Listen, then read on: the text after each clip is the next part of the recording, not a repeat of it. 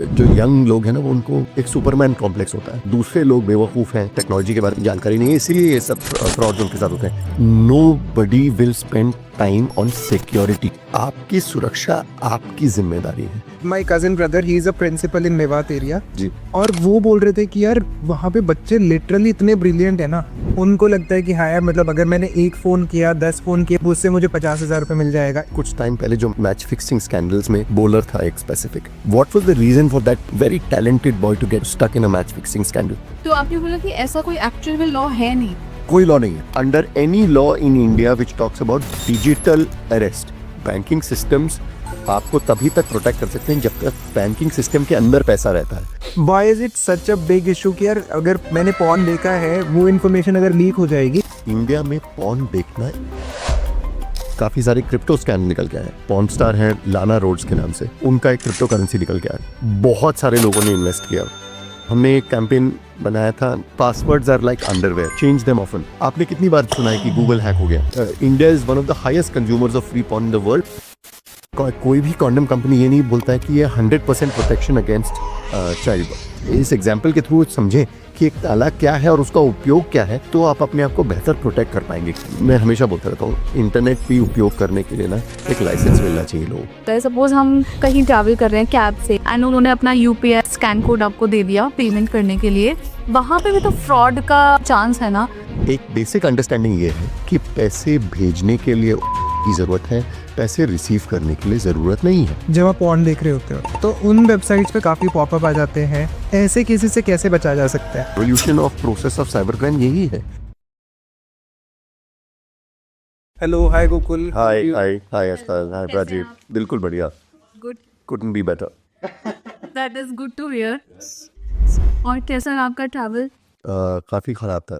कि सर ने मेरे को सुबह का जो ये समय दिया है उसमें मेरे को 2 बॉर्डर्स क्रॉस करके आना पड़ा। ऐसे लग रहा है मैं बलूचिस्तान से होता हुआ बांग्लादेश की तरफ बढ़ रहा हूँ, तो काफी दिक्कत हुई मुझे पहुंचने में, लेकिन it is all worth it. So आज हम गोकुल आपके साथ आपकी एक्सपर्टीज जानना चाहेंगे और जो एक बहुत ही इम्पोर्टेंट टॉपिक चल रहा है, हम अपनी ऑडियंस को भी बताना चाहते हैं साइबर क्राइम्स के बारे में जी। कि आजकल क्या चल रहा है, किस तरह के क्राइम्स हो रहे हैं। बट सबसे पहले स्टार्टिंग करेंगे और आपसे ये समझेंगे कि साइबर क्राइम होता क्या है। So just a little bit of a correction हो दैट। मेरी जो ऑर्गेनाइजेशन है जिसका मैं सीईओ हूँ, Asian school of cyber laws, ये शुरुआत की थी 1999 में। मेरे जो मेंटोर हैं and my colleague, information technology act के आने के 1 साल पहले से शुरू हुई ये ऑर्गेनाइजेशन। मैंने इस ऑर्गेनाइजेशन को इनिशियली एक स्टूडेंट के तौर पे ज्वाइन किया था और उसके बाद एज एन एम्प्लॉय 2005 एंड में ज्वाइन किया। And I have been teaching about cyber law, cyber crime investigation since 2005। Next year will be my 20th year of teaching about this subject. So ये एक नया टॉपिक नहीं है, बस फ़र्क ये है कि आजकल न्यूज़ में काफ़ी सारा आ रहा है और क्योंकि सोशल मीडिया बढ़ गया है, काफ़ी ये चर्चा में रहा है क्योंकि न्यूज़ चैनल्स में ये काफ़ी इसके बारे में बात की जा रही है। लेकिन अगर आप इस शब्द के बारे में सोचें, साइबर क्राइम क्या है? साइबर क्राइम बेसिकली एक बहुत सिंपल टर्म है जो किसी भी टाइप के क्राइम के ऊपर यूज हो सकता है जो इंटरनेट पे या इंटरनेट के उपयोग से आप कर सकते हैं। सो उस पूरे प्रोसेस को आप साइबर क्राइम के दायरे के अंदर ला सकते हैं। साइबर क्राइम अगर आप देखें 1999 में भी हो रहा था, 2000 में भी हो रहा था, 2005 में, 2010 में, 2015 में, 2020 में, पूरा साइबर क्राइम चलता आ रहा है। ऐसा नहीं है कि साइबर क्राइम अब शुरू हुआ है। फर्क एक बहुत बड़ा जो पड़ा है साइबर क्राइम की दुनिया में और इस चर्चा में जो एक रेलेवेंट पॉइंट है, पैंडेमिक के बाद साइबर क्राइम का जो अकरेंस है वो बहुत बढ़ गया है। वो क्यों हुआ है वो समझना जरूरी है हमें। साइबर क्राइम बेसिकली, जैसे मैंने समझाया, कोई भी इंटरनेट बेस्ड क्राइम को आप साइबर क्राइम के दायरे के अंदर लेके आ सकते हैं। पोस्ट पैंडेमिक हुआ क्या, मैं उदाहरण के तौर पर देता हूँ। My mother, she is a retired banker, she was chief manager in a public sector undertaking. उनका जो बैंकिंग एक्सपीरियंस रहा है एज अ बैंकर, वो एक फिजिकल इंटरेक्शन बेस्ड एक्सपीरियंस रहा है, जहाँ पे बही खाता होगा, रजिस्टर होगा, इंटरेक्शन विद पर्सनल बैंकर्स होगा, जहाँ पे अगर आपको बैंक ओवरड्राफ्ट लेना है, एफडी बनाना है, आप बैंक पहुंच जाते हैं, आप अपने मैनेजर को जानते हैं पर्सनली। लेकिन पैंडेमिक की वजह से क्या हुआ कि एक बहुत बड़े ऑडियंस जिसको इन पर्सन बैंकिंग करने की आदत थी, उसको बहुत सडनली विदाउट प्रेपरेशन आपने इंटरनेट के ऊपर धकेल दिया, क्योंकि किसी के पास कोई ऑप्शन नहीं रहा। आपको मेडिसिन मंगवाने हैं घर पे, आपको लैब टेस्ट रिपोर्ट्स मंगवाने हैं घर पे, आपको बेसिक ग्रोसरीज मंगवानी है घर पे, इंटरनेट का उपयोग करना बहुत ज़रूरी है। यूपीआई इनेबल करना बहुत ज़रूरी हो गया, एनईएफटी ट्रांजैक्शंस करने बहुत ज़रूरी हो गए, और एक अनअवेयर अनप्रिपेयर्ड ऑडियंस को आपने बहुत सडनली इंटरनेट के ऊपर धकेल दिया। इसके वजह से instances of cyber crime post pandemic बहुत बढ़ गए, और ड्यूरिंग पैंडेमिक ऑल्सो बहुत बढ़ गए। ऐसा नहीं है कि कुछ नया आविष्कार निकल के आया है साइबर क्राइम की दुनिया में, कुछ नया निकल के आया है, प्रोसेसेस वही हैं, मोडस ऑपरेंडी जो साइबर क्राइम करने का तरीका है वो भी सिमिलर है। नए नए नुस्खे लोग निकाल के लेके आते हैं ताकि लोगों को आप फंसा सकें, और क्योंकि एक बहुत बड़ा audience, young as well as older audience, अब इंटरनेट पे आ गया है, इसके इंस्टेंसेस बहुत बढ़ रहे हैं। तो सरफेस एरिया इंक्रीज हो गया है। सर, कैचमेंट एरिया जो आपका आता है, आपने जो नेट डाला है उसके अंदर ज्यादा लोग फंस रहे हैं, एंड इजीली भी फंसेंगे, बिकॉज एल्डरली लोगों को ज़्यादा आइडिया है नहीं। जैसे आपने अभी एग्जांपल दिया कि जब हमारे जैसे पेरेंट्स की बात करें हम, जी। जब वो शिफ्ट हुए हैं नॉर्मल कॉलिंग फ़ोन से आपके डिजिटलाइजेशन में, मतलब व्हाट्सएप, इंस्टा, एवरीथिंग, वो सब कुछ यूज़ कर रहे हैं, जी। उनको भी जो जिस तरह के आजकल फ्रॉड्स हो रहे हैं, वो आई थिंक बहुत ज़्यादा उन लोगों को ही टारगेट कर रहे हैं, क्योंकि उनको आइडिया होता नहीं है बड़े लोगों को कि किस तरह के क्राइम हो सकते हैं, मे बी कॉल के थ्रू, या फिर कोई ऐसा स्कैम जहाँ पे वो बेटा या बेटी बन के बात कर रहे हैं, बोल रहे हैं कि मैं यहाँ फंसा हुआ हूँ। ऐसे केसेस हम काफी केसेस है। तो मेरा मानना ये है, साइबर क्राइम जनरली एक पर्टिकुलर ऑडियंस को ढूंढता है वल्नरेबिलिटी के आधार पर। आप सीनियर सिटीजन्स को इसीलिए ढूंढते हैं क्योंकि उनमें दो बेसिक इश्यूज आते हैं। पहली बात, ये एक ऑडियंस है जिनके पास फाइनेंशियल स्टेबिलिटी होती है, क्योंकि उन्होंने अपने एसेट्स क्रिएट कर लिए हैं। वो एक ऐसे अपने जीवन काल में पहुंच चुके हैं जहां पे उनके पास एसेट्स क्रिएट हो चुके हैं, उन्होंने सेविंग्स बना ली हैं अपनी, और ये अगर आप देखें एक ऐसे जनरेशन से हैं जो सेविंग में बहुत विश्वास करते थे। तो पहली वल्नरेबिलिटी ये हो गई। दूसरी वल्नरेबिलिटी, जैसे मैंने बोला, a lack of understanding of security features and trust based. जो बैंकिंग का उनका नजरिया था वो एक ट्रस्ट बेस्ड सिस्टम था। अब आपने सडनली, क्योंकि ये कॉन्वर्जेशंस को आप इंटरनेट पे लेके गए हैं, उनका मैकेनिज्म ऑफ ट्रस्ट मानसिक तौर पर वही रहा है, लेकिन क्योंकि आप रिश्ता बना नहीं पा रहे हैं किसी के साथ, आप उसको रिप्लेस करते हैं टेक्नोलॉजी के साथ, और टेक्नोलॉजी के ऊपर क्योंकि आपका ग्रास्प है नहीं, आप वल्नरेबल हो जाते हैं। सो मेरे हिसाब से सीनियर सिटीजन्स की वल्नरेबिलिटी एक ये है, और यंग लोगों की वल्नरेबिलिटी थोड़ी अलग किस्म की है। मेरे हिसाब से जो यंग लोग हैं ना, उनको वो एक सुपरमैन कॉम्प्लेक्स होता है कि मैं तो सुपरमैन हूँ, मेरे साथ कुछ नहीं हो सकता। ये दूसरे लोगों के साथ होता है, और दूसरे लोग बेवकूफ़ हैं, दूसरे लोग जानकारी नहीं रखते हैं, और दूसरे लोगों को टेक्नोलॉजी के बारे में जानकारी नहीं है, इसीलिए ये सब फ्रॉड्स उनके साथ होते हैं। मैं लेकिन सब जानता हूँ। ये थोड़ा ओवर कॉन्फिडेंस, डेढ़ शाना टाइप बनते हैं। हाँ, और ये एक दिक्कत है जो यंगर ऑडियंस के साथ है। With I am not going to be gender specific, male female, एक यंगर ऑडियंस की एक बहुत बड़ी कमी है। हमारे देश में अगर आप किसी यंग पर्सन को बोलें कि आपके पास ये लीजिए 30,000 रुपये हैं, 30,000 रुपये का आप मोबाइल फ़ोन खरीद लीजिए, आप 30,000 रुपये का मोबाइल फ़ोन खरीदने के लिए उस व्यक्ति से 8, 10, 15 घंटे तक रिसर्च करवा लीजिए, वो बेझिझक वो रिसर्च कर लेगा, क्योंकि वैल्यू फॉर मनी चाहिए व्यक्ति को।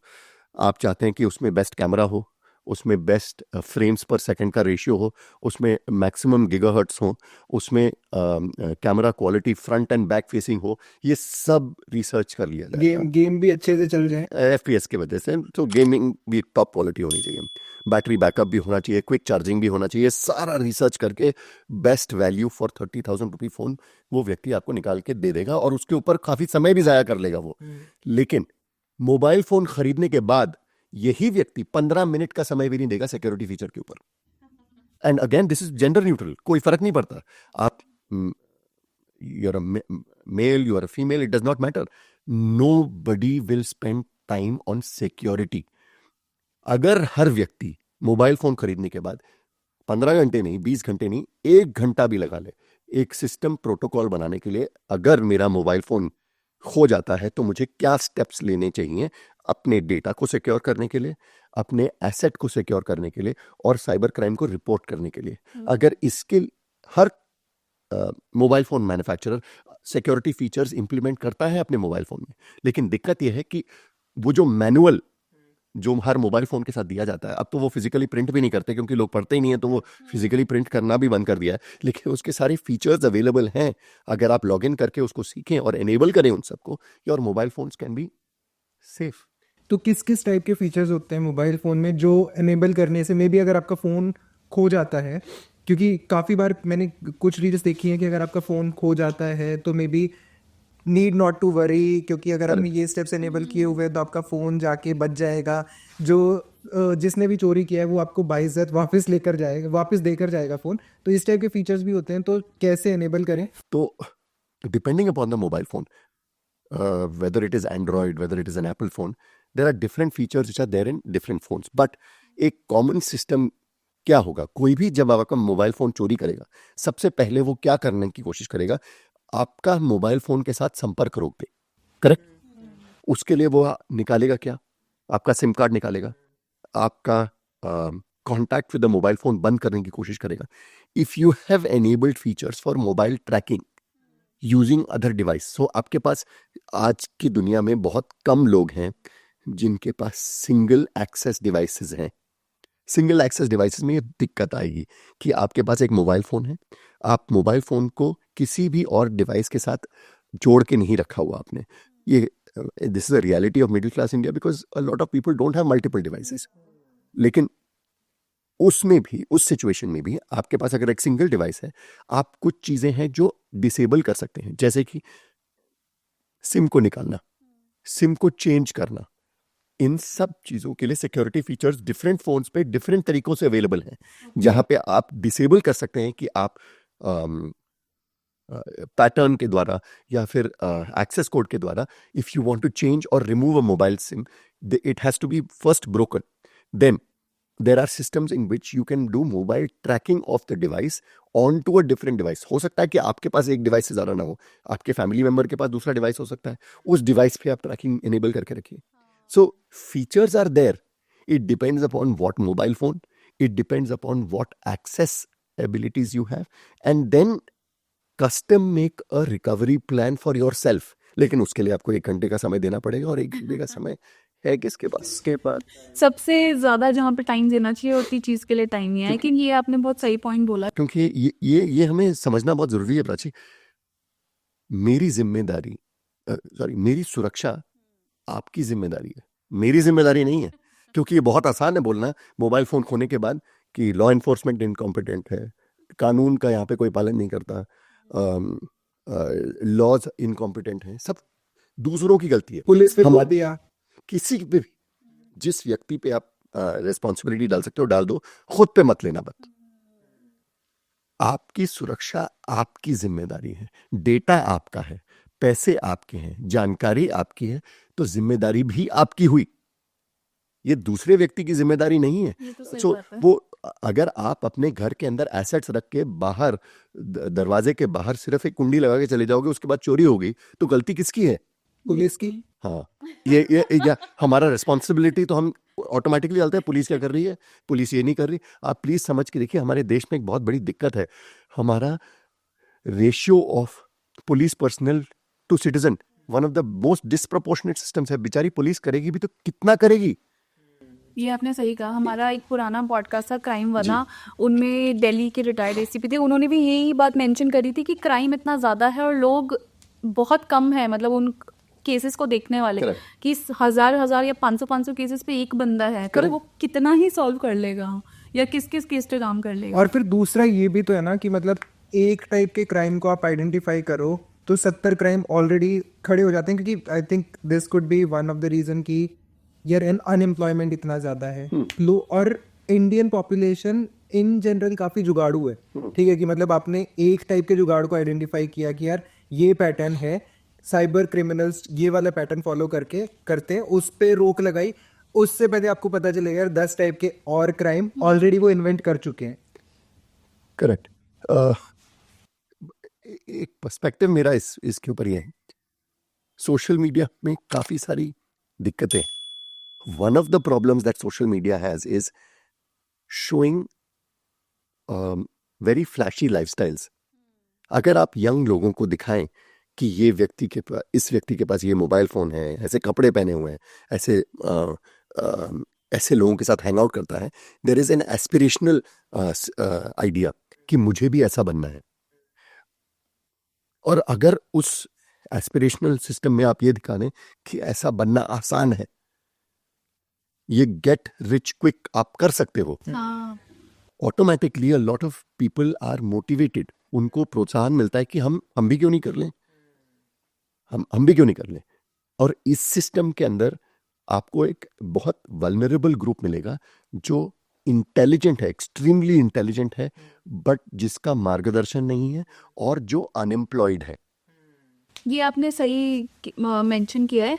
अभी आई थिंक नेटफ्लिक्स पे एक सीरीज आई है जहाँ पे उन्होंने हरियाणा के कुछ गांव हैं, हाँ। काफी सारे ऐसे गांव ये हैं आई जो थिंक पूरे- स्पेसिफिकली मेवात वाला जो एरिया है correct. वो वहाँ पे काफी वो ही मतलब वो साइबर क्राइम में ही involve So my brother Extortion. is my cousin brother. He is a principal in Mewat area. जी। और वो बोल रहे थे कि यार वहाँ पे बच्चे लिटरली इतने ब्रिलियंट है ना कि अगर उनका प्रॉपर यूटिलाइजेशन हो, प्रॉपर गाइडेंस हो, दे कैन लिटरली वो लोग फोड़ सकते हैं। बट क्योंकि कोई गाइड करने वाला नहीं है, उनको लगता है कि हाँ यार मतलब अगर मैंने एक फ़ोन किया, 10 फ़ोन किए, 50 फ़ोन किए, उससे मुझे 50,000 रुपये मिल जाएगा, 1 लाख रुपये मिल जाएगा, तो मैं पढ़ाई क्यों करूँ या फिर मैं जॉब क्यों करूँ। ठीक है, क्योंकि अब ऑफ कोर्स जॉब कर रहे हो तो आपको काफ़ी मेहनत करनी पड़ेगी 1 लाख रुपए कमाने के लिए। बट अगर आपने 20 फ़ोन किए, 20 फ़ोन में अगर आपको 50,000 रुपये मिल जाएगा तो of course you choose the easier option. और वो पूरे पूरे गांव ही उस चीज में इन्वॉल्व है। मतलब वो थोड़ा हैरानी वाली बात थी मेरे लिए तो कि यार एक ने शुरू किया, करते करते करते जितने भी यंग लोग हैं, 16-17 साल के बच्चे हैं, वो उन्होंने इंटरव्यू भी दिया था, of course space covered, but they were like all involve in this. आप सोच के देखिए ना, this is a failure of our education system, this is a failure of our industries. अगर आपके पास एक इज्जत की जिंदगी बिताने की अपॉर्चुनिटी है तो कौन नहीं चाहेगा करना। लेकिन अगर आपके पास एक ग्रोइंग पॉपुलेशन है जिसके पास एक्सेस टू नॉलेज नहीं है, जिसके पास एक्सेस टू क्वालिटी एजुकेशन नहीं है, जिसके पास एक्सेस टू एम्प्लॉयमेंट नहीं है, then to blame these children solely for going into crime is not right. ये सिर्फ ये एक सिस्टेमिक फेलियर है हमारा। और ये इसकी वजह से भी होता है ना कि आजकल सोसाइटी में शोषा भी बहुत है ना। एंड जैसे आपने बोला कि क्विक मनी कमाने का जो तरीका है, और फिर कि यार मेरे पास तो ये मोबाइल है, मेरे पास आईफोन है, तो वो एक शोषा भी हो जाता है। वहाँ से फिर थोड़ा सा पर्सपेक्टिव चेंज होगा अगर सही गाइडेंस नहीं है Correct. या सही तरह की एजुकेशन नहीं और है। काफ़ी केसेस भी आते हैं ना कि यार मतलब उन्हें पता होता है, मतलब जब उन्हें पकड़ लो तो वो लोग लिटरली यही बोलते हैं कि मुझे सिर्फ पैसा कमाना था, मुझे इस गाड़ी का शौक था या फिर महंगे कपड़े पहनने का शौक था, तो मैंने सिर्फ उस चीज़ के लिए किया, इजी मनी था, मैंने कर लिया। प्रेशर, एक्सेस और लैक ऑफ कॉन्सिक्वेंस नॉलेज। आप देखिए, मैं एक उदाहरण देता हूँ बिकॉज आई लव स्पोर्ट्स। मैं स्पोर्ट्स की दुनिया से बहुत उदाहरण अपनी ज़िंदगी में भी लेता हूँ। आप कुछ टाइम पहले जो मैच फिक्सिंग स्कैंडल्स में, I don't want to take specific names, but match fixing scandals में कुछ यंग लोग फंसे थे। बॉलर था एक specific. What was the reason for that young, very talented boy to get stuck in a match fixing scandal? Why? Quick money, lack of understanding of consequence, कि इसका फलस्वरूप क्या होगा। और lack of guidance and lack of enforcement. अब वो एक बच्चा फंस गया, बच्चा था जब वो फंसा था, 10 साल उसकी जिंदगी करियर के खत्म हुए। तो अगर आप इन यंग पीपल्स इन यंग लोगों से बात करें, आपको ये समझ में आएगा कि उनको लॉ के बारे में कोई जानकारी है ही नहीं, बिकॉज उनको consequence of commission of crime के बारे में मालूम नहीं है, उनको presence of law enforcement rules and regulations के बारे में मालूम नहीं है।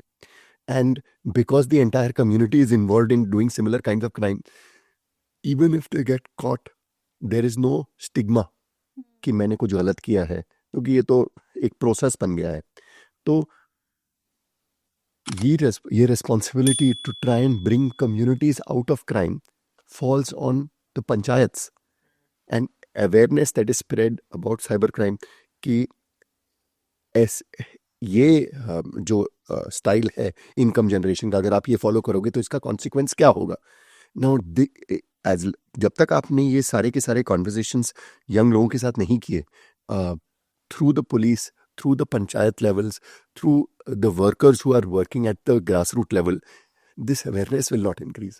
और जब तक ये awareness increase नहीं होगा, ये स्टाइल अभी पहले जामतारा था, फिर मेवात हुआ, कोई और जगह निकल के आ जाएगी। तो ये एक रिजल्ट है सिस्टेमिक फेलियर का, जो यहाँ से निकल के आया है। ये मेवात की गलती नहीं है, ये जामतारा की गलती नहीं है, ये एक सिस्टेमिक फेलियर का एक कॉन्सिक्वेंस है। तो जैसा मैं समझाने की कोशिश कर रहा था, ऐसे इंस्टेंसेस आते रहेंगे जब तक हम एक सिस्टेमिक तौर पर ये ना समझें कि हमें अपने यंग ऑडियंस को ट्रेन, एडुकेट और मोटिवेट कैसे करना है। सो क्योंकि आई थिंक ये अगर कोई स्पेसिफिक एक रीजन या कोई एक स्पेसिफिक गांव है जहाँ पे लोगों का सोर्स ऑफ अर्निंग ये बन गया है, तो अगर हमारा डिपार्टमेंट उनके घर डिमोलिश भी करता है, क्योंकि ऐसे इंस्टेंसेस हुए हैं, स्पेसिफिकली मेवात में हुए हैं, कि जो ये साइबर फ्रॉड्स में काफ़ी पैसा कमाया था, उनके घर डिमोलिश किए। बट अगर घर डिमोलिश किया, उन्हें ये लगेगा ना कि यार ठीक है, अगर घर डिमोलिश किया है मैं दोबारा वापस पैसा कमाऊंगा, क्योंकि पूरी सोसाइटी या पूरा जो उनका सराउंडिंग है वो सब सेम काम कर रहे हैं। So there is no shame in doing that कि कोई आके क्या टोकेगा। तो मे भी वो वाला फैक्टर हो सकता है। और ये तो आप सोच रहे हो about a group of young, not very well educated young adults. आप अगर इंडिया के साइबर क्राइम के कॉल सेंटर्स को देखो, जहाँ पे यूएस में जो कॉल्स, यूरोप में जो फ्रॉड्स हो रहे हैं, ये सारे के सारे बेस्ड आउट ऑफ मेट्रोपॉलिटन्स हैं। ये तो कोलकाता और बैंगलोर बेस्ड आउट ऑफ है। अगर आप देखोगे तो इसमें तो काफ़ी सारे पढ़े लिखे आईटी प्रोफेशनल्स इन्वॉल्व हैं। Call centre setup, call center setups which are doing frauds, defrauding people through Amazon coupons, frauds through Microsoft, what do you say, customer support frauds. All of these are happening, and these are not, ये जो frauds हैं, ये एक uneducated audience नहीं कर रहा है, ये एक educated audience कर रहा है। and reason is again easy money, easy access to money and a lack of fear of consequence. तो अभी जैसे आपने मेंशन किया कि इस तरह के फ्रॉड, हम थोड़ा और डिटेल में डिस्कस करते हैं कि किस तरह के साइबर क्राइम्स हो रहे हैं आजकल। एंड कोई ऐसे एक दो आप टॉप टू में भी मेंशन कर सकते हो कि यार ये तो बहुत ही कॉमन है, और ये आप उससे कैसे बच सकते हो as a common person. So that's a great question. 2-3 type के फ्रॉड्स हैं जो आजकल बहुत पॉपुलर हैं। एक हो गया डिजिटल अरेस्ट, yes, एक हो गया पॉन्जी स्कीम्स हो गए जो इन्वेस्टमेंट फ्रॉड्स के तौर पे आते हैं, और तीसरा हो गया एक हनी ट्रैपिंग। सो ये 3 हैं जो काफ़ी पॉपुलर हैं। ऐसा नहीं है कि ये डिजिटल अरेस्ट तो बिल्कुल नया है। इन चीज़ों को आप थोड़ा सा समझाइए ऑडियंस के लिए। सो डिजिटल अरेस्ट तो नया है, ये बाकी दोनों जो हैं वो एग्जिस्ट करते हैं और उसके नए नए वर्जन्स निकल के आ रहे हैं। और सबसे पहले ले लेते हैं डिजिटल अरेस्ट का। तो उसमें क्या मतलब आपको डिजिटली हैंडकफ्स आते हैं? करेक्ट। तो ये समझने की बहुत ज़रूरत है। अरेस्ट का जो कॉन्सेप्ट है वो हमारे लॉ के अंदर बहुत क्लियरली मेंशन है। इसमें अरेस्ट या तो आप एक मैजिस्ट्रेट के ऑर्डर के साथ कर सकते हैं, या बिना मैजिस्ट्रेट के ऑर्डर के कुछ सर्कमस्टांसेस में कर सकते हैं, और सिटीजन्स अरेस्ट भी होता है। लेकिन डिजिटल अरेस्ट का कोई कॉन्सेप्ट ही नहीं है इंडियन लॉ में, ओके कोई कॉन्सेप्ट नहीं है इंडियन लॉ में, लेकिन इसकी जानकारी लोगों को कम है। अब डिजिटल अरेस्ट को करने के लिए एक प्रोसेस फॉलो किया जाता है साइबर क्रिमिनल द्वारा, जहाँ पे बेसिक आपका इंफॉर्मेशन ले लिया जाता है। सो फॉर एग्जांपल, अगर यशपाल जी मैंने आपको फ़ोन किया, आपका एक बेसिक इंफॉर्मेशन मेरे पास होगा, जैसे कि शायद pan card number, Aadhaar card number. So we'll start with digital arrest, explain करिए। सो सबसे पहले बात करते हैं डिजिटल अरेस्ट के बारे में। ये जानना ज़रूरी है कि डिजिटल अरेस्ट नाम का कोई शब्द हमारे कानून में है ही नहीं। अरेस्ट है, अरेस्ट भी डिफरेंट टाइप्स के होते हैं। I don't want to go into too many details कि क्या क्या टाइप के अरेस्ट हैं, क्योंकि फिर वो एक बहुत लीगल कॉन्वर्जेशन हो जाएगा। आपको ये जानना ज़रूरी है, अरेस्ट एक मैजिस्ट्रेट के ऑर्डर के साथ हो सकता है, उसके बिना भी हो सकता है, और एक सिटीजन्स अरेस्ट भी हो सकता है। लेकिन डिजिटल अरेस्ट नाम का कोई कॉन्सेप्ट है ही नहीं। वर्चुअली किसी को अरेस्ट करना, ऐसा कोई कानूनी तौर पर ऐसी कोई प्रोविजन बनाई ही नहीं गई है।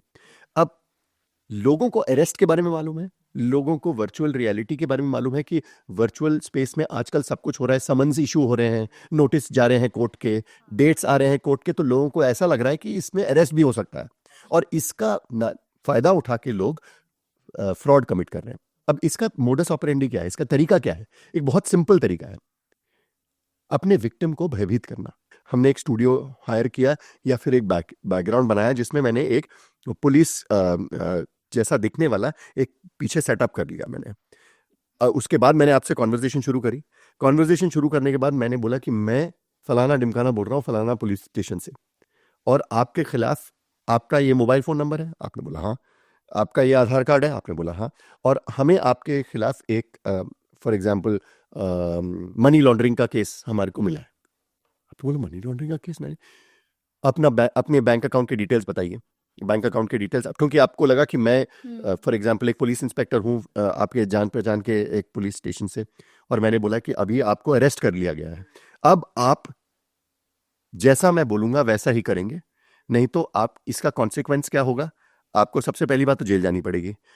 हमें ये इन्फॉर्मेशन आपके फैमिली मेम्बर्स और दोस्तों के साथ शेयर करना पड़ेगा कि आप एक मनी लॉन्ड्रिंग केस में फंस चुके हैं, और हमें आपके सारे बैंक अकाउंट्स और आपके फैमिली मेंबर के बैंक अकाउंट्स को फ्रीज कर देना पड़ेगा।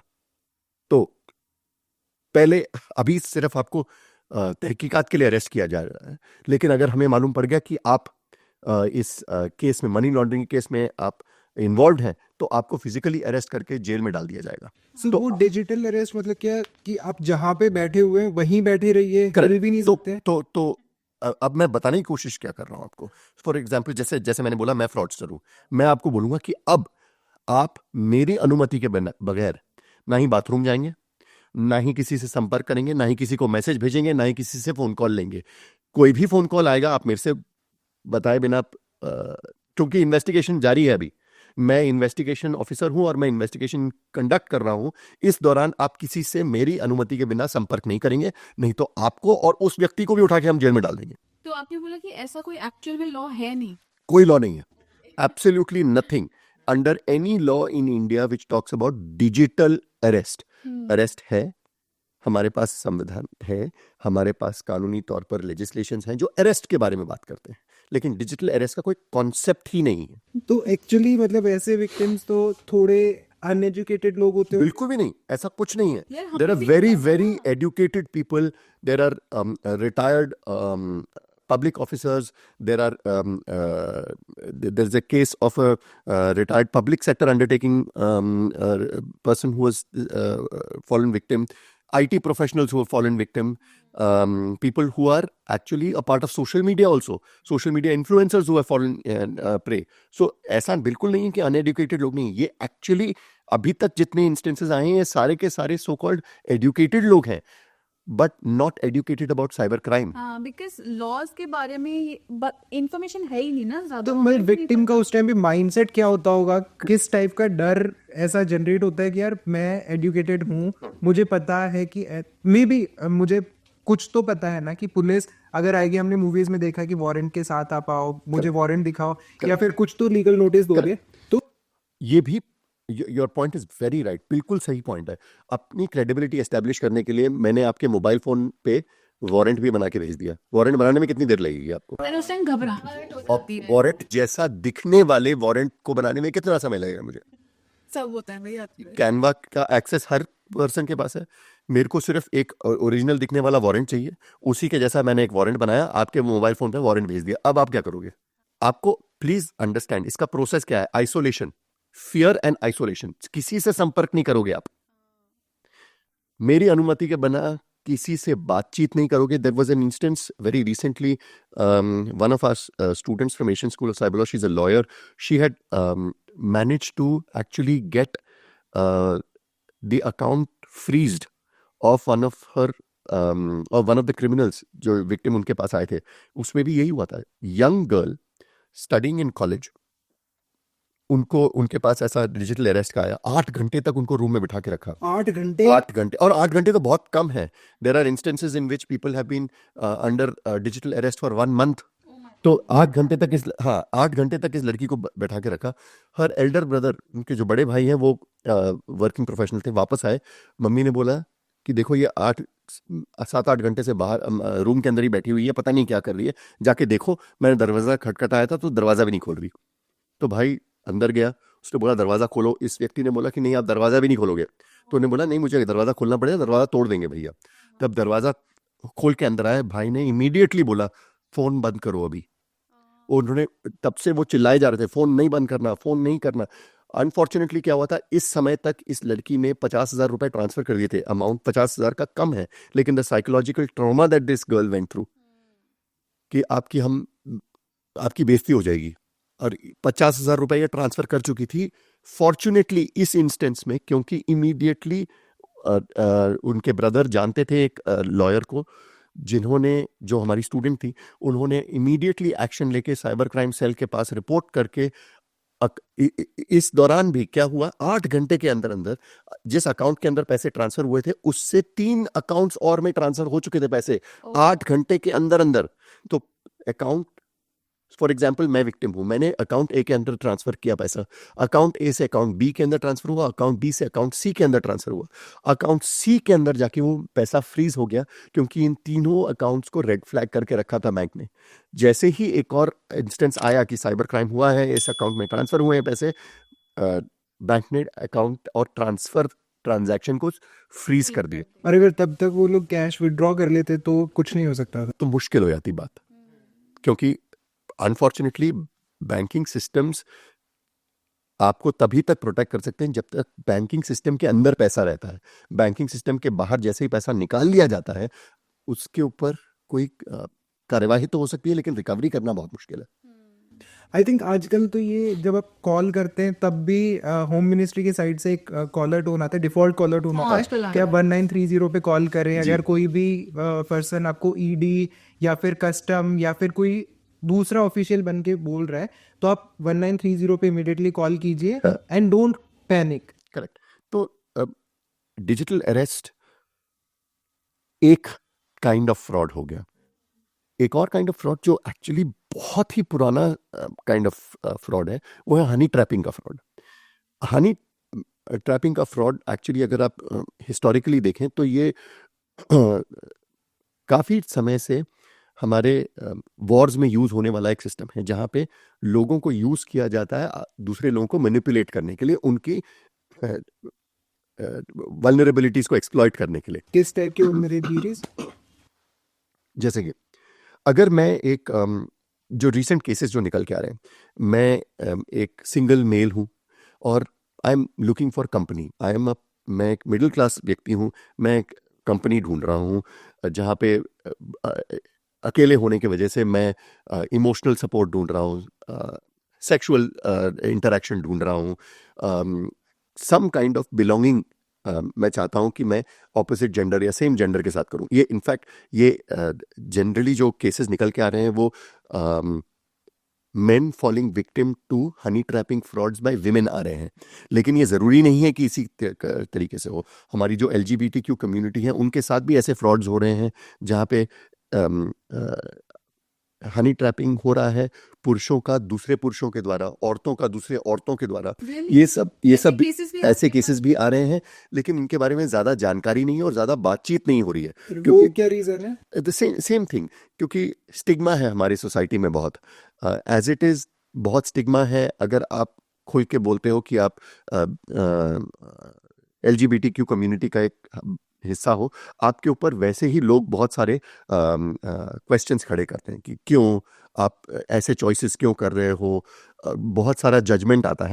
हमारी सोसाइटी अनफॉर्चुनेटली एक बहुत ही जजी सोसाइटी है, जहाँ पे हम खुद के ऊपर तो एक श्वेत रूपी चादर ओढ़ के घूमते रहते हैं कि हमसे तो कोई गलती होती नहीं और हम बिल्कुल सही हैं, बाकी पूरी दुनिया गलत है और गलतियां जो की जाती हैं वो दूसरे लोगों द्वारा की जाती है। तो ये तो एक एटीट्यूड है ही हम लोगों का। ये तो सही बात है। But apart from that, specially for communities which are not following the norm, हमारे नॉर्मेटिव सोसाइटी में क्या होता है, पुरुष स्त्री, लेकिन नॉर्म के बाहर अगर आप चले गए, किसी पुरुष और पुरुष को एक साथ डाल दिया, किसी स्त्री और स्त्री को एक साथ डाल दिया, किसी भी दूसरे टाइप के कॉम्बिनेशन कर दिया, इसके बारे में बातचीत करना तो असंभव है। तो इन लोगों के साथ जब फ्रॉड्स कमिट होते हैं, जहाँ पे हनी ट्रैपिंग इनके साथ होती है, तो इनके बारे में इंफॉर्मेशन भी बहुत कम निकल के आती है, क्योंकि लोग उसको दबा देते हैं इंफॉर्मेशन को। वो रिपोर्ट ही नहीं करते होंगे। बिकॉज रिपोर्ट करने के बाद दो चीज़ें होंगी। सोच लीजिए, if I am member of the gay community, पहली बात तो इस बारे में बातचीत करना कि मैं गे हूं, ये बहुत मुश्किल बात है। एक्सेप्टेंस सोसाइटी के लिए बहुत मुश्किल है। मेरे फैमिली मेंबर्स को खुद पता नहीं होगा शायद कि मैं गे हूं, और इसके बारे में अगर इंफॉर्मेशन निकल के आ भी जाती है तो उससे जो और बेइज्जती होगी। पहली बात तो हनी ट्रैपिंग, दूसरी बात कि आप एक गे कम्युनिटी के मेंबर हैं। आप इमेजिन करिए क्या साइकोलॉजिकल ट्रॉमा ये व्यक्ति अंडरगो करेगा, तो इसका इंफॉर्मेशन तो और भी कम निकल के आ रहा है। तो ऐसा नहीं कि ये नहीं हो रहा है। सो इसमें साइबर क्रिमिनल जो हैं वो किस चीज़ का फ़ायदा उठाते हैं? एक शेमिंग। तो फॉर एग्जाम्पल, आप किसी व्यक्ति के साथ एक रिश्ता बनाना चाह रहे हैं, तो आपको पहले ल्यूअर किया जाता है कॉन्वर्जेशंस के थ्रू, जहाँ पे आपको अगर आप मैं एक पुरुष होने के नाते मैं एक एग्जाम्पल मेल का देता हूँ, क्योंकि that is most relatable to me, और मैं उस एग्जाम्पल को बहुत इजीली समझा पाऊँ। आई थिंक रिपोर्ट भी काफी ज्यादा यही केसेस है। और सोच लीजिए मैं एक सिंगल मेल हूँ और मैं कंपनी ढूंढ रहा हूँ। कॉन्वर्जेशन स्टार्ट होती हैं जहाँ पे दूसरा व्यक्ति आपके अंदर दिलचस्पी दिखाता है कि आपने तो काफ़ी अच्छा काम किया है, आप काफ़ी इंटरेस्टिंग हैं, आप कितने नॉलेजेबल हैं, और मेरा कॉन्फिडेंस जो है उस कॉन्वर्जेशन में बढ़ाया जाता है थ्रू गिविंग कॉम्प्लीमेंट्स। और वो ये एक स्लो प्रोसेस है, क्योंकि सडनली अगर होता है तो लोगों को भी शक हो जाएगा कि क्या हुआ। तो एक बहुत ग्रेजुअल और स्लो प्रोसेस के थ्रू आपका कॉन्फिडेंस उस व्यक्ति में और उस कॉन्वर्जेशन में बढ़ाया जाता है, जहाँ पे आपको दिखाया जाता है कि आप एक हीरो टाइप पर्सनालिटी आपकी बनाई जाती है, जहाँ पे आपको दिखाया जाता है कि आप बहुत एक अकम्प्लिश्ड व्यक्ति हैं और मैं आपके अकम्प्लिश्ड से बहुत एनामर्ड हूँ। धीरे धीरे इमोशनल कनेक्ट बिल्ड होता है। तो वो इमोशनल कनेक्ट बिल्ड होते होते फिर उसके बाद आप उनको कॉन्वर्जेशन, फिर डिपेंड करता है विक्टिम के ऊपर और परपेट्रेटर के ऊपर कि वो किस डायरेक्शन में कॉन्वर्जेशन को लेके जा रहे हैं। कॉन्वर्जेशन इस डायरेक्शन में भी जा सकता है जहाँ पे आप बोलें कि मुझे थोड़ी फाइनेंशियल हेल्प की ज़रूरत है, आप मेरी क्या मदद करेंगे। आप उस डायरेक्शन में भी जा सकता है, या फिर जा सकता है कि मैं अभी फिजिकली तो आपको आके मिल नहीं सकती because I live in a different city, but would you mind, I feel shy, but would you want to get onto a conversation जहाँ पे हम दोनों न्यूड हो। अब आपको अपने कंफर्ट जोन के बाहर लेके जाके ये कॉन्वर्जेशन जब एक बार शुरू होती है, आपका वीडियो बना लिया जाता है। आपका इंफॉर्मेशन वो ले लेते हैं। उसके बाद शुरू होता है ब्लैकमेलिंग कि ये वीडियो जो हमने आपकी बनाई है ये हम आपके सारे जानकारों को भेज देंगे। बट उस वीडियो में या उस एमएमएस में जो दूसरा पर्सन है उसका वीडियो भी तो होता होगा। हाँ होता होगा, लेकिन उसका तो चेहरा मॉर्फ किया जा सकता है। ओह और वो तो उनके पास है ना, जो विक्टिम है वो थोड़ी रिकॉर्ड कर रहे हैं। तो आपने जो दूसरा व्यक्ति है उसका चेहरा मॉर्फ कर दिया, या फिर आपने इसके भी बहुत सारे तरीके हैं। आपने किसी एक हायर्ड आर्टिस्ट को लिया हुआ है जिसको कोई दिक्कत नहीं है, डाल दीजिए मेरा चेहरा, मुझे कोई दिक्कत नहीं। मियां लिया मियां क्या दिक्कत है? क्योंकि कोई आपने दूसरे व्यक्ति का कुछ भी एडिटेड वीडियो डाल दिया, आपने सिर्फ इस व्यक्ति का कॉन्वर्जेशन और इस व्यक्ति की नग्नावस्था में वीडियो बना ली है आपने। अब इसको आप the victim does not care कि दूसरी तरफ कौन है और कौन नहीं है, उससे तो उनको कोई फर्क नहीं पड़ता। यहाँ पे मेरे अगर बॉडी की नुमाइश हो रही है तो मुझे उससे तकलीफ होगी, दूसरी तरफ कौन है कौन नहीं है, क्या कॉन्सिक्वेंस है, कोई ये जानना चाहेगा नहीं, कोई ये देखना नहीं चाहेगा कि किसी मुझे फंसाया गया है नहीं फंसाया गया है। सवाल सबसे पहले ये उठेगा कि आपने ये किया क्यों। एंड सबसे आई थिंक ये लोग टारगेट भी मिडिल क्लास को ही करते होंगे, बिकॉज उन्हीं को सबसे ज्यादा फर्क भी पड़ता है ना कि यार सोसाइटी अगर ये बाहर चला गया, उस टाइम पे यही थॉट आता है बाहर चला गया तो बेइज्जती हो जाएगी, यूनिवर्सिटी की बेइज्जती हो जाएगी, क्या होगा। एंड अभी एक सुसाइड केस भी आया था इसकी वजह से, एक कॉल आया था मदर को कि आपकी बेटी का एमएमएस बन गया है एंड बस she committed suicide at that. ये बहुत कॉमन है। इनफैक्ट मेरे कुछ रिश्तेदारों के साथ भी ऐसा इंस्टेंस हुआ है जहाँ पे रैंडम ईमेल्स गए हैं उनको कि आपका पुराना पासवर्ड ये था। तो कभी कभार क्या होता है, याहू के साथ हुआ था, याहू का पासवर्ड डेटा डंप एक बार इंटरनेट पे रिलीज हुआ था, तो उसके थ्रू पुराने याहू के यूजर्स के यूजर नेम और पासवर्ड डिक्लेयर हो गए थे। तो उन्होंने याहू यूजर्स को ईमेल किया कि वन ऑफ माय रिलेटिव्स, उनके पास याहू का अकाउंट था, उनको ईमेल गया कि हमने आपको पॉर्न देखते हुए देखा है और उसकी वीडियो निकाल के रखी है, आप अगर हमें अभी पैसे भेजेंगे तो 10,000 रुपये भेज दीजिए, और अगर आपने नहीं भेजी और आपने वीडियो एविडेंस मांगा तो हम उसको 1 लाख कर देंगे। बट पॉर्न देखना, why is it such a big issue कि यार अगर मैंने पॉर्न देखा है वो इन्फॉर्मेशन अगर लीक हो जाएगी, how does it matter? Very good question. सबसे पहली बात ये जानना जरूरी है, इंडिया में पॉर्न देखना इलीगल नहीं है। ओके इंडिया में पोर्नोग्राफी देखना इलीगल नहीं है, दिखाना इलीगल है। You cannot show pornography but you can view pornography. So जो वेबसाइट है, आप अपने घर में अपने सिक्योर्ड एरिया में बैठ के आप पोर्नोग्राफी देख सकते हैं, इसके ऊपर कोई रोक नहीं है कानूनी तौर पर। मिनिस्ट्री ने उसका एक्सेस ब्लॉक करके रखा है, क्योंकि according to Indian law section 67 of the information technology act, आप पोर्नोग्राफी दिखा नहीं सकते, तो इसलिए उसका एक्सेस मिनिस्ट्री द्वारा ब्लॉक्ड है। हाँ, लेकिन सबको मालूम है, अगर आपने एक वर्चुअल प्राइवेट नेटवर्क बना के रखा है तो वीपीएन के थ्रू आप एक्सेस कर पाएंगे, उसमें कोई रोक नहीं है। India is one of the highest consumers of free porn in the world. It is a statistically proven data है अवेलेबल एंड आई थिंक हम लोग जुगाड़ू हैं तो हमें पता भी होगा वीपीएन कैसे इनेबल करना है। और वो फ्री वीपीएन भी हैं, access to all of this content is available. You are absolutely right कि पॉर्न देखना ना देखना, see there is detrimental impact of watching pornography, it has been established, but whether to watch, देखना है या नहीं देखना है, कितना देखना है, किस टाइप का पोर्नोग्राफी देखना है, ये सारे सवाल एक बहुत निजी डिसीजन है, एक निर्णय है जो खुद हर व्यक्ति को लेना चाहिए। The difficult part is because pornography or conversations about sexual freedom are a taboo in India, यहाँ पे इसके बारे में बातचीत नहीं हो सकती और नहीं की जाती है, तो इसीलिए ये एक शेमफुल कॉन्वर्जेशन है। इसके बारे में कोई बात नहीं करेगा, इसके बारे में कोई क्योंकि बात नहीं करेगा, फ्रीली इसके बारे में जानकारी उपलब्ध है नहीं, और इसके बारे में जानकारी लेना भी मुश्किल है। In such a scenario, in most of the cases तो जनरली पार्टनर्स को भी नहीं पता होता कि मेरा पार्टनर पॉर्न देखता है, फैमिली मेंबर्स तो दूर की बात है। बिल्कुल बिल्कुल, क्योंकि ये कॉन्वर्सेशन करना एक दो पार्टनर्स के बीच में एक बहुत मुश्किल चीज़ है कि मैं सेक्सुअल ग्रेटिफिकेशन हमारे रिलेशनशिप के बाहर ढूंढ रहा हूँ। अब ये सही है ये गलत है, इसके ऊपर मैं नहीं जानना चाहता, ये एक रियलिटी है, ये हमें जानना ज़रूरी है। और टैबू तो है, टैबू है, इसके बारे में हम चर्चा नहीं कर पाते हैं, नहीं करते नहीं और कर पाते भी नहीं हैं। अब इसके वजह से क्या होता है कि जब ऐसे इंस्टेंसेस निकल के आते हैं, the general public does not know how to resolve this problem because everybody will judge the other person कि ओ ये तो पॉन देखता है, एज ए वो तो देखते ही नहीं है.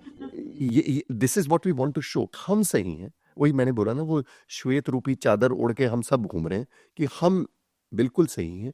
ये जो सारा का सारा कुकर्म जो हो रहा है वो कोई और व्यक्ति कर रहा है, मैं नहीं कर रहा. लेकिन तो ये इस नजरिए से हम आगे बढ़ते हैं. तो इसीलिए इन सब केसेस में अगर आप देखें, जो ये इज्जत वाली बात होती है, पता नहीं ये इज्जत ये इतनी फ्रेजाइल चीज है हमारे देश में कि मतलब कुछ भी करो तो इज्जत मिट्टी में मिल जाएगी. मतलब कुछ भी, चार लोग क्या कहेंगे. हाँ, चार लोग क्या कहेंगे, और बोलते ही हमारी इज्जत का क्या होगा. ये एक कॉन्सेप्ट है जो मैं समझ नहीं पा रहा हूँ. और हमारी इज्जत दूसरे लोगों के हाथ में क्यों है ये भी मैं समझ नहीं पा रहा हूँ.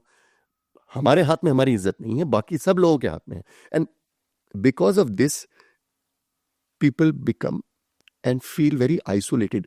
अकेला फील करता है विक्टिम, और इसी का फायदा, नाजायज फायदा उठाया जाता है, ताकि आप बोलते हैं कि अब अगर आपने हमारी जो डिमांड दे रहे हैं उसको आपने फुलफिल नहीं किया तो हम बाकी सबको बता देंगे. और किस टाइप की डिमांड आती है? पैसे की डिमांड आती है.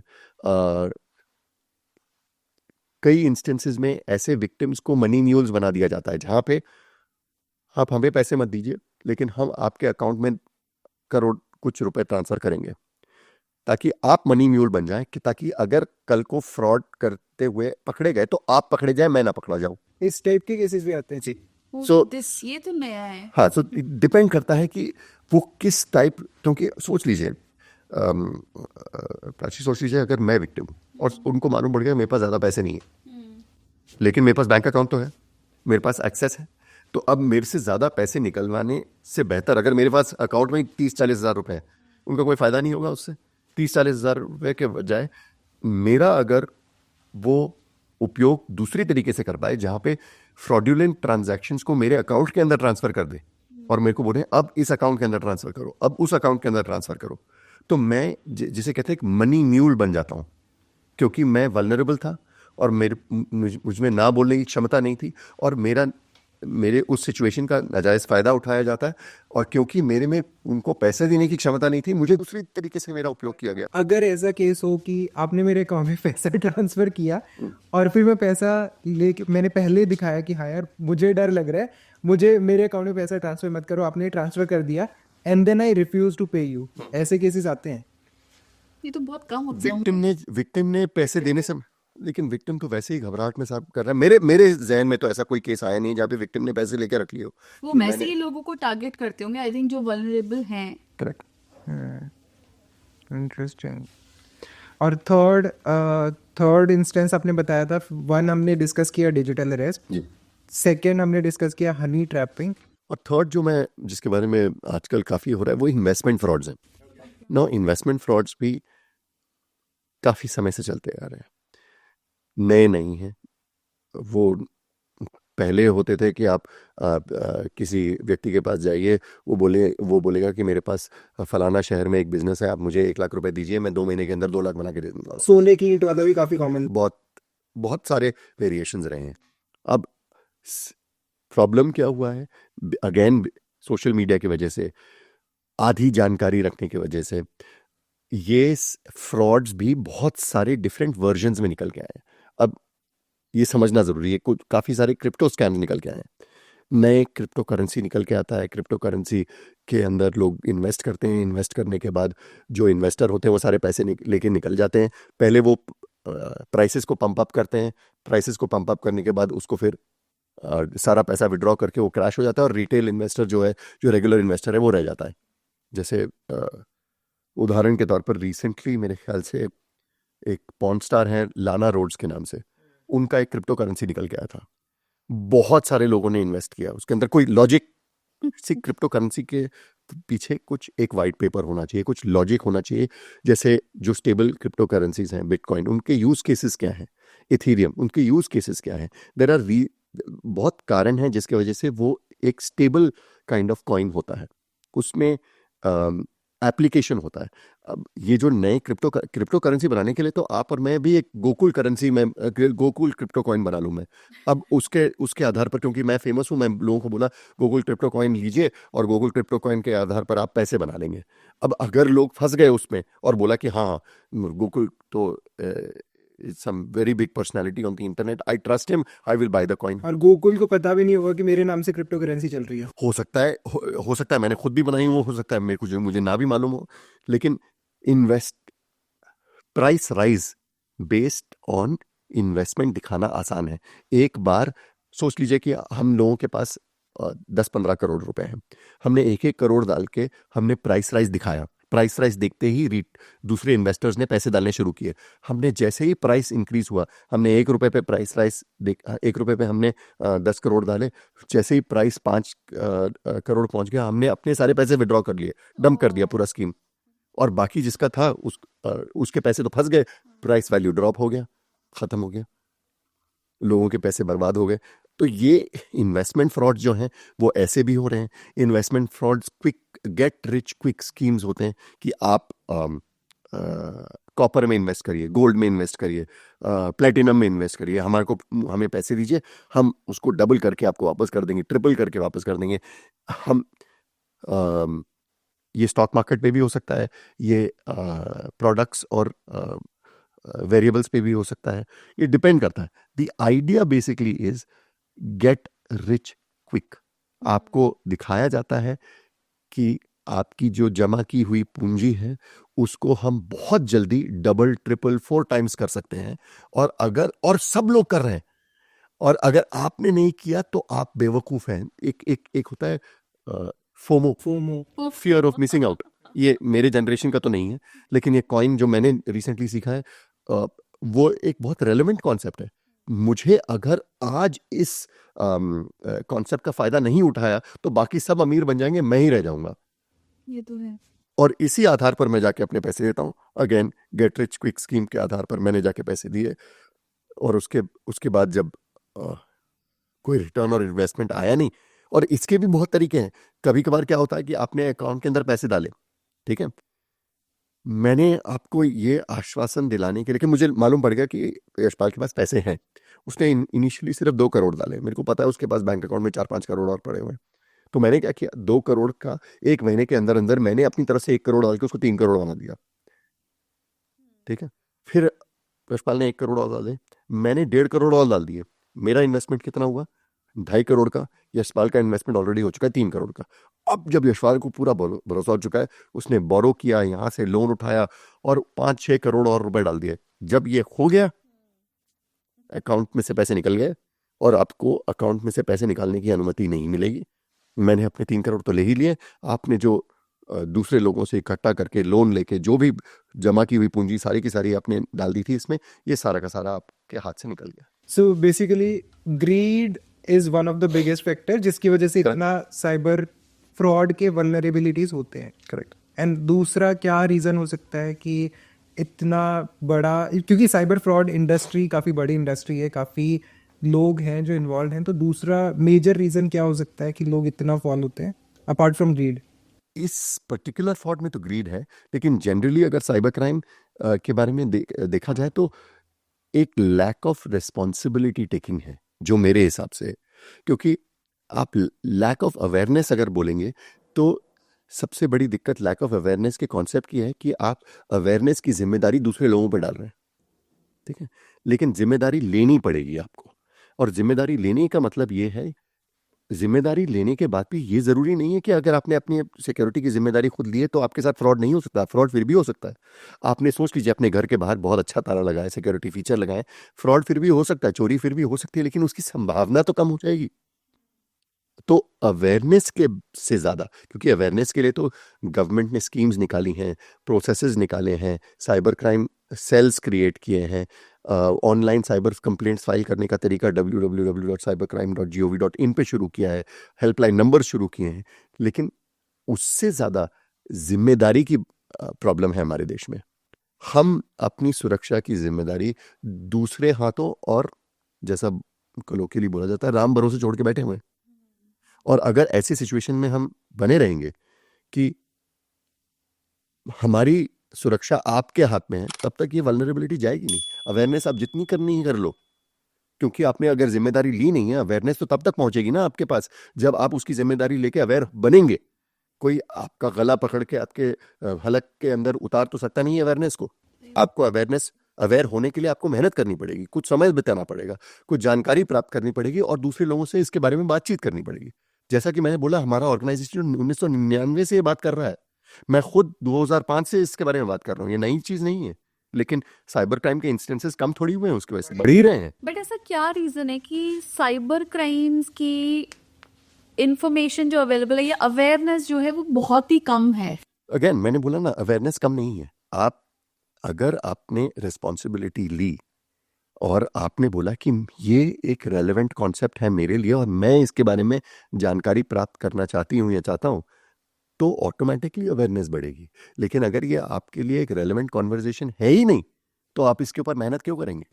एंड थोड़ा एक माइंडसेट वाला भी प्रॉब्लम होता है ना कि अरे मेरे साथ तो कुछ नहीं हो सकता। जैसे आपने भी मेंशन किया था कि अरे मेरे साथ तो कुछ नहीं हो सकता, मुझे तो पता है कि ऐसे ऐसे चीज़ें होती हैं। बट आई थिंक क्रिमिनल्स का जो माइंड होता है वो 10 कदम आगे ही चलता है वैसे। 10 कदम आगे चढ़ने की जरूरत ही नहीं है ना, क्योंकि जनरल ऑडियंस इतनी मग्न है अपनी दुनिया में कि 10 कदम आने की जरूरत नहीं, 1 कदम भी आगे हो गया तो काफी है। डिस्ट्रैक्शन। उनमें I think patience plus punctuality तो है, क्योंकि मेरे साथ एक एग्जांपल हुआ था।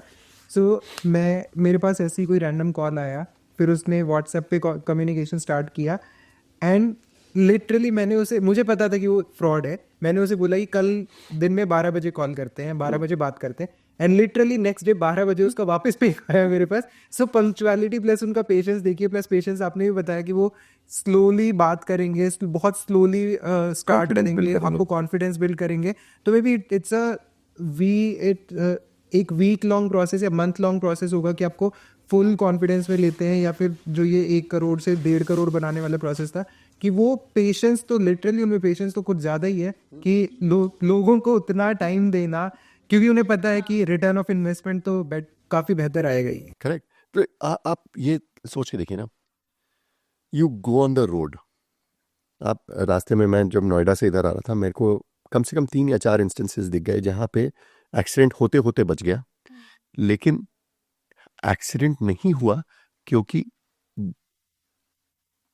एक्सीडेंट 2 लोगों के बीच में होगा या फिर एक व्यक्ति और किसी इमूवेबल ऑब्जेक्ट के बीच में होगा।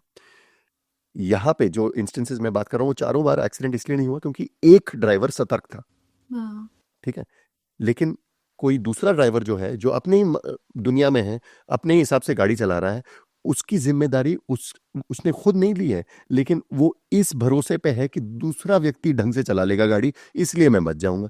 ये हमारा एक जनरल एटीट्यूड है, ये तो है। एक जनरल एटीट्यूड है। अगर हमने सेफ्टी, सिक्योरिटी और अवेयरनेस को एक इंपॉर्टेंट कॉन्वर्जेशन समझा, तो लोग अवेयरनेस प्राप्त करेंगे। आप इस वीडियो के ऊपर ही देख लीजिएगा, आप लोगों ने ये कॉन्वर्जेशन किया क्यों है? ताकि इस विषय पे अवेयरनेस बढ़े, इस कॉन्वर्जेशन को लोग देखें, उससे जानकारी प्राप्त करें।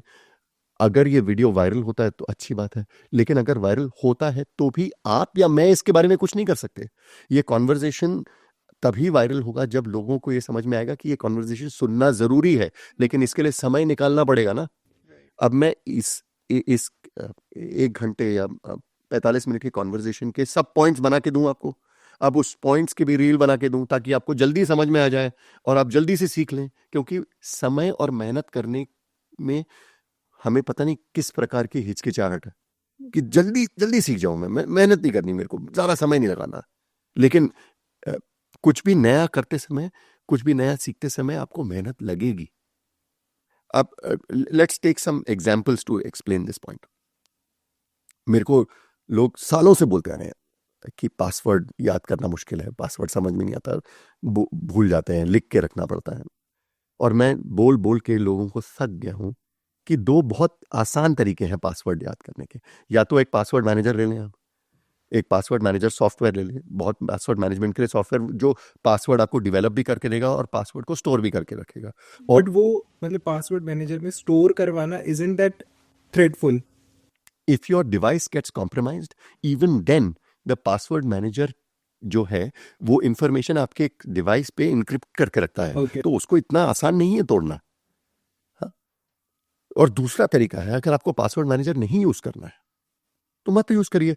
आप पासवर्ड को लेकिन याद करने से बेहतर पासवर्ड के लॉजिक को याद करिए।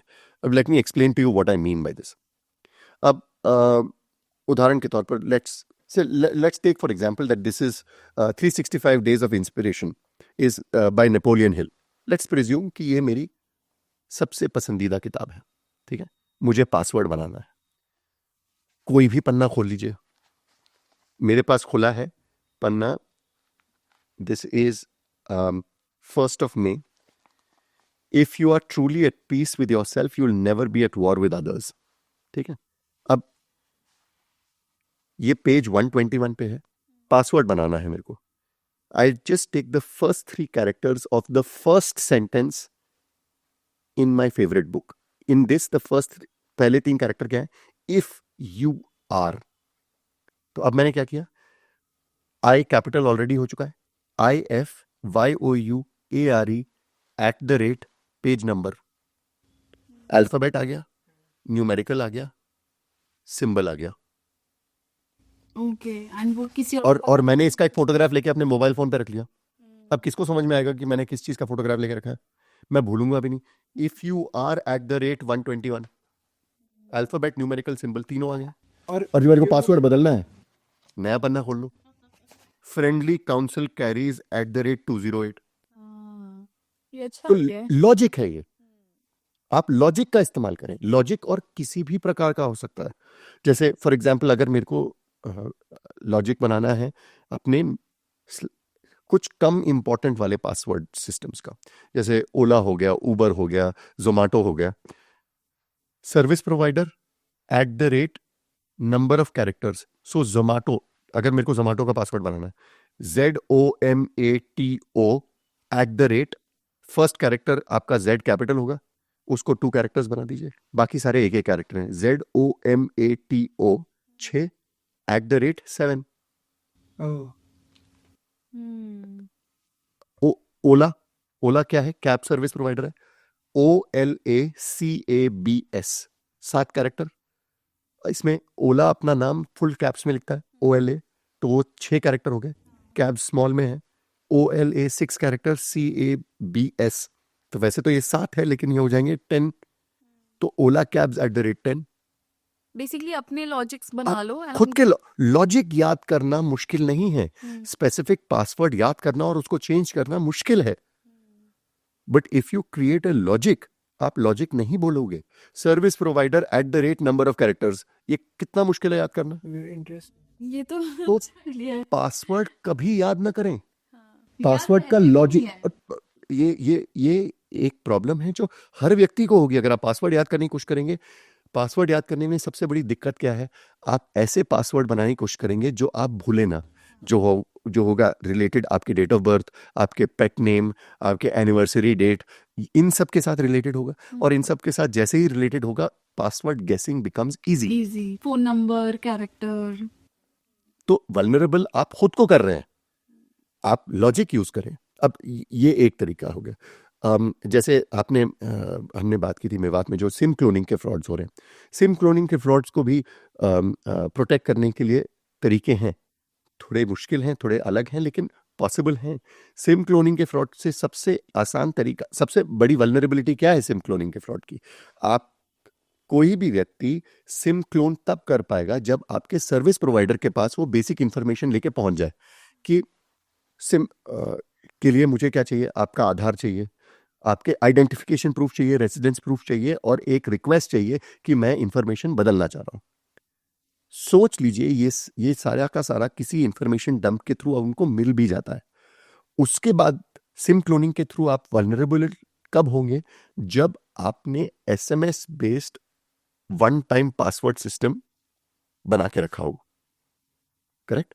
तो आपका सिम क्लोन हो गया। सोच लीजिए आपने सारे स्टेप्स ले लिए, फिर भी आपका सिम क्लोन हो गया, ठीक है, क्योंकि पब्लिकली अवेलेबल डेटा है। किसी ने कहीं से चोरी करके आपका पैन कार्ड, आपका आधार कार्ड सब देके रिक्वेस्ट डाल दिया डिफरेंट पिन के लिए। आपका पिन अगर किसी व्यक्ति ने डुप्लीकेट कर भी लिया तो भी आप वल्नरेबल तब होगे जब आपके फाइनेंशियल ट्रांजैक्शंस में SMS बेस्ड OTP सिस्टम है, करेक्ट? तो फॉर एग्जाम्पल आपके पास 2 फैक्टर ऑथेंटिकेशन सिस्टम है बट जो SMS बेस्ड है, तो आपने फाइनेंशियल ट्रांजैक्शन किया, बोला इस अकाउंट से इस अकाउंट पे पैसे ट्रांसफर कर दो, उसका OTP आएगा आपके सिम पे, क्योंकि सिम क्लोन हो चुका है उस पे जाना है, उस पे जाएगा। लेकिन गूगल ऑथेंटिकेटर जैसे OTP जनरेटिंग सिस्टम्स हैं जो आप एनेबल कर सकते हो, जो डिवाइस एग्नोस्टिक हैं, जिससे फर्क नहीं पड़ेगा आप किस सिस्टम पे, किस डिवाइस पे आप जनरेट कर रहे हो। आपने SMS बेस्ड OTP सिस्टम को डिसेबल किया और गूगल ऑथेंटिकेटर सिस्टम को एनेबल किया। वो एक 6 कैरेक्टर OTP आपको भेजेगा जो 10 मिनट तक वैलिड है। वो ईमेल आईडी से लिंक होता है ना? ईमेल वो डिपेंड करता है, गूगल का अलग है, माइक्रोसॉफ्ट का अलग है, बट बेसिकली आपने disable SMS based OTP system को डिसेबल कर दिया और आपने गूगल ऑथेंटिकेटर बेस्ड सिस्टम को यूज करना शुरू कर दिया। नाउ आई अंडरस्टैंड कि ये एक जेनेरिक लेवल पे मास पॉपुलेशन को यूज करना थोड़ा मुश्किल है, but at least some people can use it. It is not possible कि आप हर गांव में जाके लोगों को बोलो अब चलिए गूगल ऑथेंटिकेटर यूज करिए। आई अंडरस्टैंड दैट, बट वहां पे ये वल्नरेबिलिटी थोड़े टाइम तक रहेगी जब तक OTP बेस्ड सिस्टम्स नहीं आते। सिम बेस्ड OTP सिस्टम्स चल रहे हैं, SMS बेस्ड OTP सिस्टम चल रहे हैं। सो 2 factor authentication becomes something which is very important, कि आपने सिर्फ एक सिस्टम ऑफ ऑथेंटिकेशन नहीं किया, आपके पास 2 सिस्टम ऑथेंटिकेशन का है, उसको एनेबल करना जरूरी है। और उसके अंदर भी जो कहते हैं फेल सेफ जो बना के रखा है, अगर उसको आपने ढंग से इम्प्लीमेंट किया तो आप इस फ्रॉड की संभावना को कम कर सकते हैं। अगेन, मैं ऐसा नहीं बोल रहा हूं कि आपने ये सारे स्टेप्स किए तो आपके साथ फ्रॉड नहीं हो सकता। मेरे साथ भी हो सकता है, आपके साथ भी हो सकता है, किसी के साथ भी हो सकता है। Because what we need to remember is what is the purpose of a lock. एक ताले का उपयोग क्या है? दो उदाहरण मैं देना चाहूंगा। एक, सबसे पहले कि फॉर एग्जाम्पल एक कॉन्डम अगर आपने यूज किया, what is the purpose of using condom? एक गर्भ निरोधक है वो, लेकिन कोई भी कॉन्डम कंपनी ये नहीं बोलता है कि ये 100% protection against child birth. Secondly, sexually transmitted diseases से आपको प्रोटेक्शन मिलेगा। तो अगर आप देखें तो आप कॉन्डम का उपयोग करते हैं, गवर्नमेंट उसको प्रमोट करती है, but it is not 100% solution. मैंने ये एग्जाम्पल क्यों दिया? क्योंकि अगर आप इस एग्जाम्पल के थ्रू समझें कि एक ताला क्या है और उसका उपयोग क्या है, तो आप अपने आप को बेहतर प्रोटेक्ट कर पाएंगे। कोई भी ताला तोड़ा जा सकता है। आप दुनिया का सबसे अच्छा ताला उठा के अपने घर के बाहर रख लें, उस ताले को भी तोड़ा जा सकता है। अच्छे ताले को तोड़ने में सिर्फ समय ज्यादा लगता है, correct? Anything that can be locked can be unlocked, simple logic. और ब्रोकन। ताले का उपयोग क्या है? जो गैर कानूनी तौर पर आपकी अनुमति के बगैर उस ताले को तोड़ने की कोशिश कर रहा है, उसको समय ज्यादा लगेगा अच्छे ताले में। So the purpose of a lock is to delay unauthorized entry, not stop, because the lock cannot stop. A lock can only delay. तो अगर आपका पासवर्ड अच्छा होगा तो उससे डिले होगा हैकर अंदर घुसने में, रोक नहीं सकता क्योंकि हर एक पासवर्ड तोड़ा जा सकता है।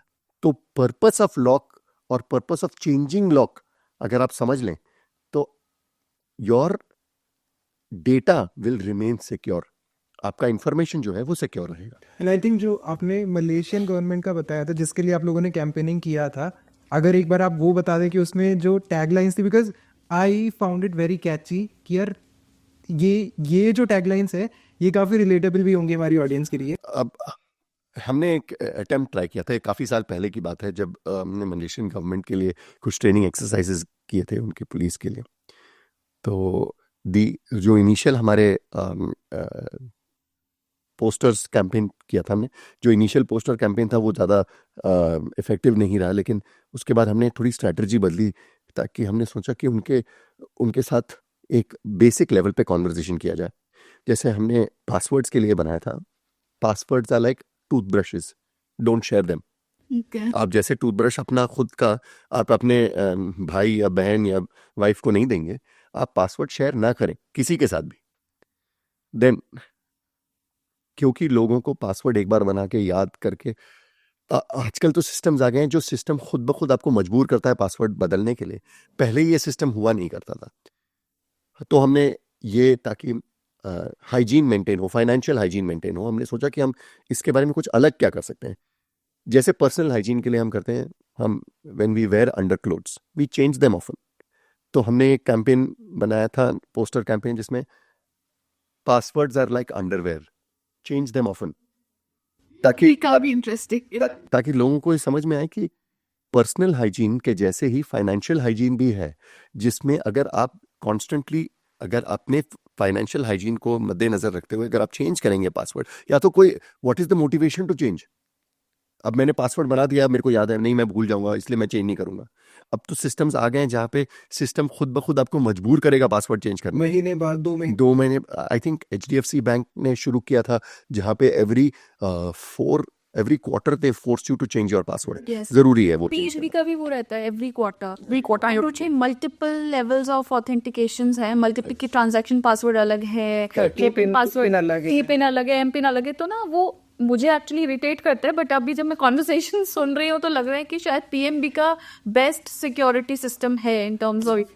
भी है, टी पिन अलग है, एम पिन अलग है, प्रोफाइल पासवर्ड अलग है, ट्रांजैक्शन पासवर्ड अलग है, प्लस उसके बाद फिर OTP भी आएगा। तो it is essentially three factor authentication. So systems can be created, लेकिन अगर आप अपने डिवाइस को ही सिक्योर नहीं रखेंगे तो सिस्टम चाहे जितना भी अच्छा हो, आपके डिवाइस के थ्रू आप देखिए ना, जितने भी ये हैकिंग के इंस्टेंसेस आते हैं, इसमें सिस्टेमिक फेलियर्स कितने हैं? बहुत कम है। डिवाइस बेस्ड फेलियर्स बहुत हैं। सो आपने कितनी बार सुना है कि गूगल हैक हो गया, लेकिन जो विक्टिम होता है वो क्या बोलता है? मेरा गूगल अकाउंट हैक हो गया। गूगल अकाउंट गूगल के थ्रू हैक नहीं हुआ है, गूगल का अकाउंट आपके डिवाइस के थ्रू हैक हुआ है, क्योंकि आपका डिवाइस वल्नरेबल है। आपने डिवाइस को अपने प्रोटेक्ट नहीं करके रखा है। So there is the vulnerability is in most instances from the victim side. Vulnerability victim generally होती है, क्योंकि again lack of awareness, lack of effort taken to protect themselves, and lack of enforcement of personal, financial and internet based hygiene। एक जानकारी, एक basic level होना जरूरी। जैसे मैं हमेशा बोलता रहता हूँ, इंटरनेट भी उपयोग करने के लिए ना एक लाइसेंस मिलना चाहिए लोगों को। जैसे गाड़ी रास्ते में चलाने के लिए आपको एक लाइसेंस मिलता है, इंटरनेट में भी आने के लिए एक बेसिक लेवल ऑफ सिक्योरिटी होना चाहिए, जो गवर्नमेंट को इम्प्लीमेंट करनी चाहिए। एक एग्जाम पास करो तभी आप इंटरनेट पे आ सकते हो, नहीं तो आप बिल्कुल ऐसे लोग जिनको बिल्कुल जानकारी ना हो, जिनको कोई दिलचस्पी ना हो खुद के प्रोटेक्शन के लिए, आप कब तक बचा के रखोगे उनको? एक बेसिक लेवल ऑफ अंडरस्टैंडिंग होनी। आप जब जैसे किसी को भी रोड पे गाड़ी चलाने के पहले चेक करते हो ना कि आप उसको फिगर ऑफ 8 बनाना आता है कि नहीं, रियरव्यू मिरर में देख के पैरेलल पार्किंग करनी आती है नहीं, क्या जरूरत है? मत करो। क्या होगा उससे? एक्सीडेंट्स बढ़ेंगे। रोड पे छोड़ दो तो क्या होगा? एक्सीडेंट्स ही बढ़ेंगे। So the government has taken the initiative to ensure कि एक बेसिक लेवल ऑफ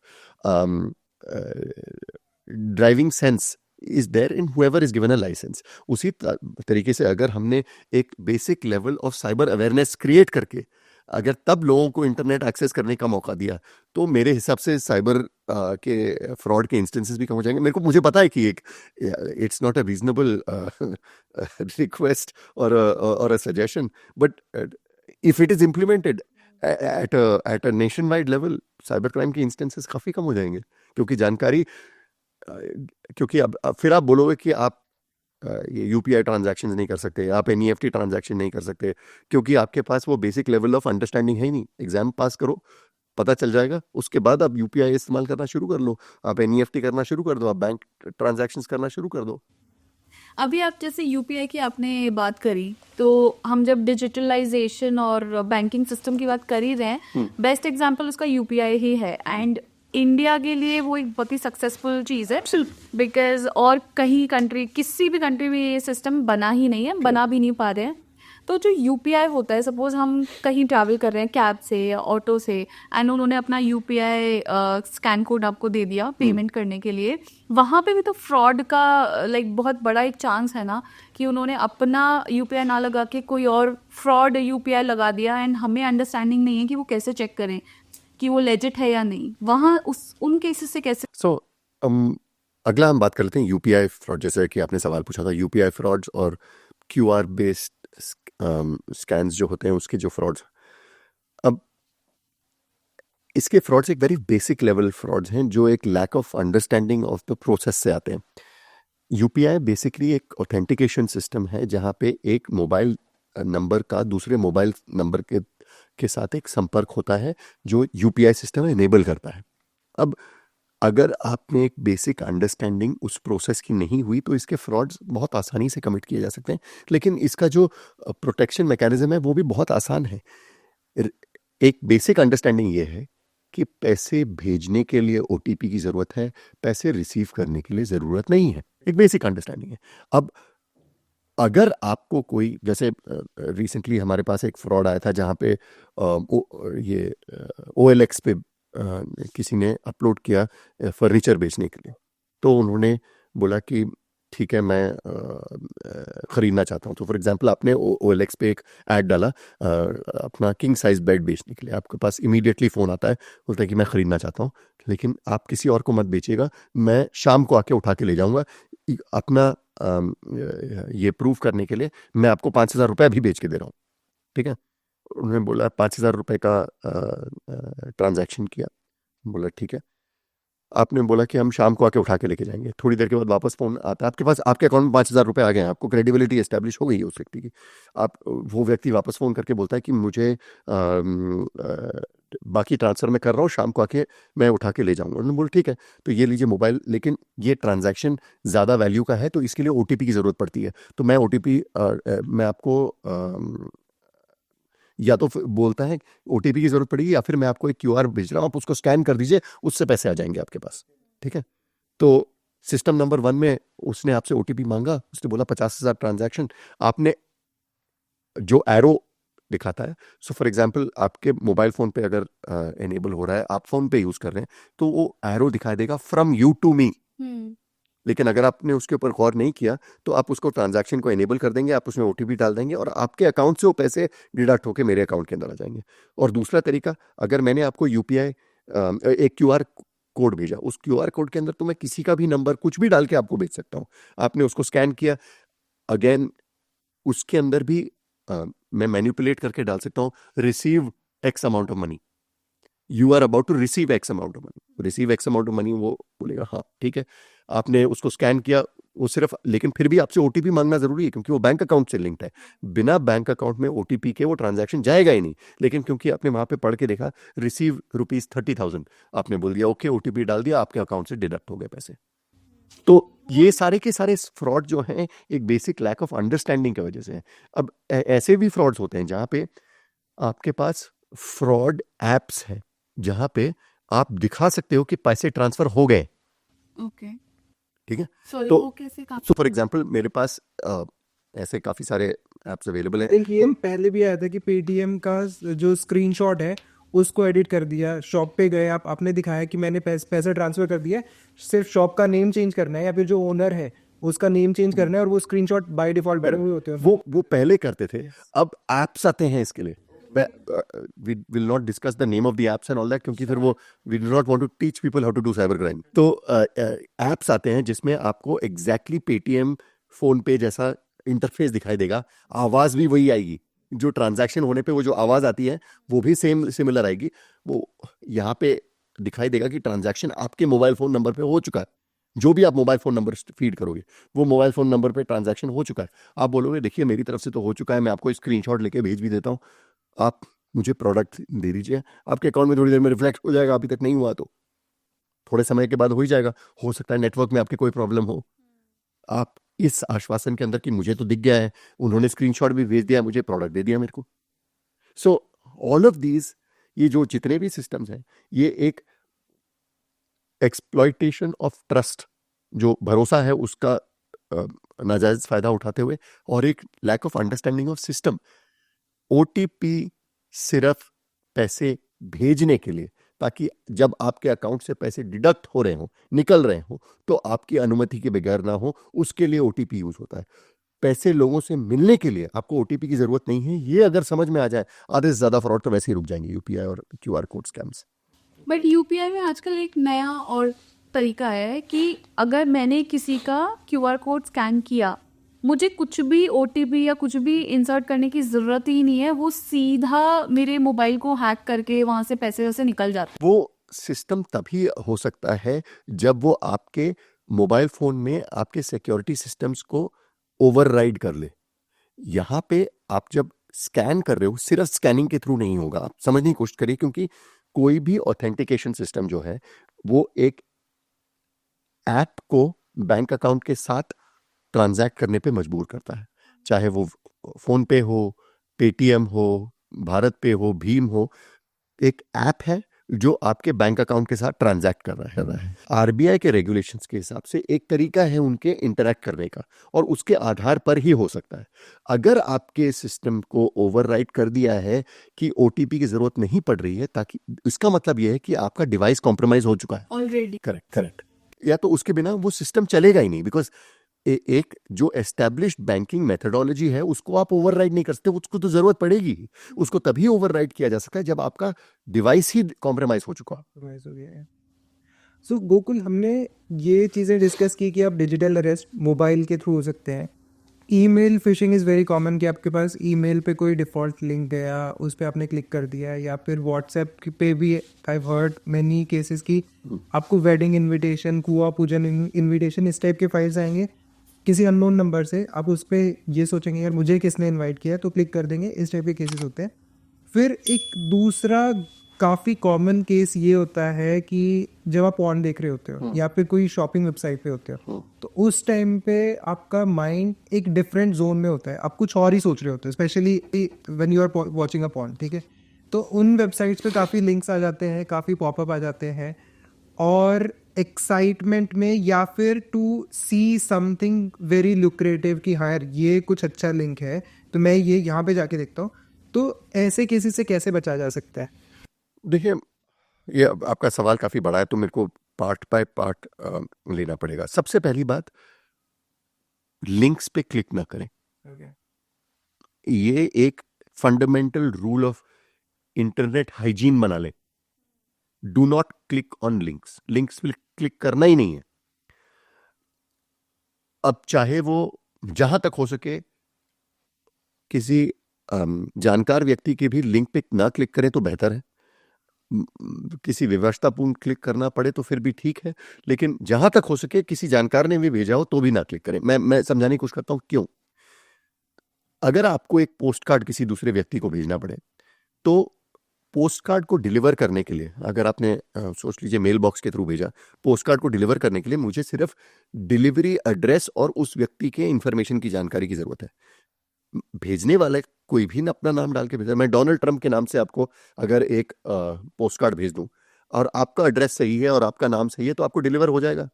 अब ये नहीं है कि वो व्हाइट हाउस से डोनाल्ड ट्रंप द्वारा भेजा गया। मैंने यहाँ पे गुड़गांव में बैठ के यहाँ पे डोनाल्ड ट्रंप का नाम लिख के व्हाइट हाउस लिख के अगर पोस्ट कर दिया तो भी डिलीवरी के लिए तो इंफॉर्मेशन काफी है, आपको डिलीवर हो जाएगा। Similarly communication systems function similarly. अगर एक ईमेल हुआ फॉर एग्जांपल, ईमेल की डिलीवरी के लिए ईमेल के रेसिपिएंट का एड्रेस जरूरी होता है। और अगर आपके पास जीमेल के थ्रू आप कर नहीं सकते, क्योंकि जीमेल में आपने खुद के अकाउंट के अंदर लॉगिन किया है, तो आप किसी और के नाम से ईमेल भेज नहीं सकते। लेकिन अगर आपके पास ऐसा, और ऐसे भी बहुत सारे सॉफ्टवेयर हैं जिनकी जानकारी मैं नहीं दूंगा यहाँ पे, लेकिन ऐसे भी सॉफ्टवेयर अवेलेबल हैं। अगर आपने उसमें सेंडर में आप किसी का भी ईमेल आईडी डाल सकते हैं, किसी का भी ईमेल आईडी डाल सकते हैं।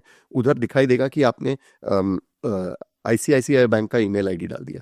ICICI बैंक का ईमेल आईडी डालने के बाद आपको ईमेल भेज दिया गया, बोला Yashpal if you do not change click on, आपने इस पासवर्ड पे क्लिक नहीं, इस लिंक पे क्लिक नहीं किया और आपने अपना पासवर्ड तुरंत नहीं बदला तो आपका अकाउंट हम डिसेबल कर देंगे। आए दिन आते हैं। तो आपने उस लिंक पे क्लिक किया, क्योंकि आपको पता नहीं लिंक कहाँ जा रहा है, लेकिन आपने देखा ICICI बैंक का ईमेल आईडी आया है, ईमेल से आया है, आपने भरोसा करके क्लिक कर दिया। क्लिक करते ही आपको एक ऐसे वेब पेज पे लेके जाया गया जो बिल्कुल देखने में आईसीआईसीआई बैंक जैसा ही है। आपने वहां पे लॉगिन करने के लिए यूजर नेम पासवर्ड डाला, आपका यूजर नेम पासवर्ड कॉम्प्रोमाइज हो गया। तो समझने की कोशिश ये करिए कि ये तरीके तो कुछ नए नुस्खे निकल के आते रहेंगे constantly, evolution of process of cyber crime यही है। लेकिन अगर आप सतर्क रहे और एक बेसिक सेंस ऑफ अंडरस्टैंडिंग हो गई आपकी, अगर डाउट है तो ना करें। इंटरनेट पे जब आप सर्च कर रहे हैं तो सतर्क रहें। जैसे सोच लीजिए आपसे किसी रैंडम व्यक्ति ने रोड पे आते, एक्चुअली एग्जाम्पल खराब है क्योंकि मैंने रिसेंटली देखा था, एक्चुअली रिसेंट नहीं, कुछ साल पहले मैं जब पुणे में था तो मॉल में जब हम जा रहे थे तो हमारे पास लोग आते थे, बोलते हैं लकी ड्रॉ कंपटीशन है, ये कर लीजिए, 2 नाइट 3 डेज इन गोवा आपको मिलेगा। Lucky draw competition, lucky draw में आप अपना name, email ID, mobile phone number डाल दीजिए, 3 दिन के अंदर अंदर आपको मालूम पड़ जाएगा। क्यों भाई? ये जब आप एक डायरी खोलते हैं, पहले आजकल मुझे पता नहीं लोग डायरी का इस्तेमाल करते हैं, I don't know if you guys do, लेकिन उसके ऊपर लिखा होता है पर्सनल इन्फॉर्मेशन। कभी आपने देखा वहां पे लिखा हुआ पब्लिक इन्फॉर्मेशन? पर्सनल है वो, पर्सनल इन्फॉर्मेशन है, खुद की जानकारी, सबको बांटने के लिए नहीं है वो। तो उसी तरीके से अगर आप अपने इंफॉर्मेशन के बारे में सतर्क रहे और आपने उसको इंटरनेट पे नहीं डाला, जैसे आपने आजकल के जनरेशन की एक ज़रूरत है, अपने रील्स और पोस्ट को कितने लोग लाइक करेंगे, कितने लोग कमेंट करेंगे। इतने सारे मैंने देखे हैं हमारे स्टूडेंट्स जो अपने प्रोफाइल को पब्लिक बना के रखते हैं। मैं कहाँ जा रहा हूँ, किसके साथ बैठ रहा हूँ, किसके साथ हंस खेल रहा हूँ, किस मूवी को देख रहा हूँ, कितने पैसे खर्च कर रहा हूँ, सब कुछ हमें इंटरनेट पे डालना जरूरी है। ये जैसे ही आप इंफॉर्मेशन, आप हॉस्पिटल गए हैं, hashtag happy to live again,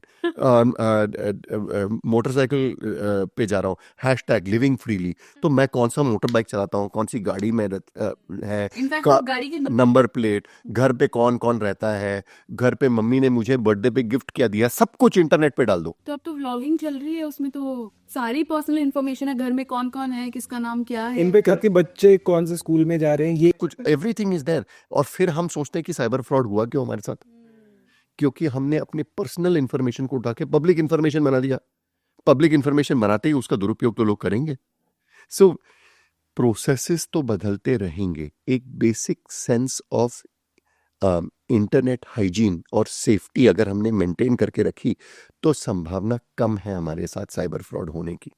तो ये हमें समझना जरूरी है।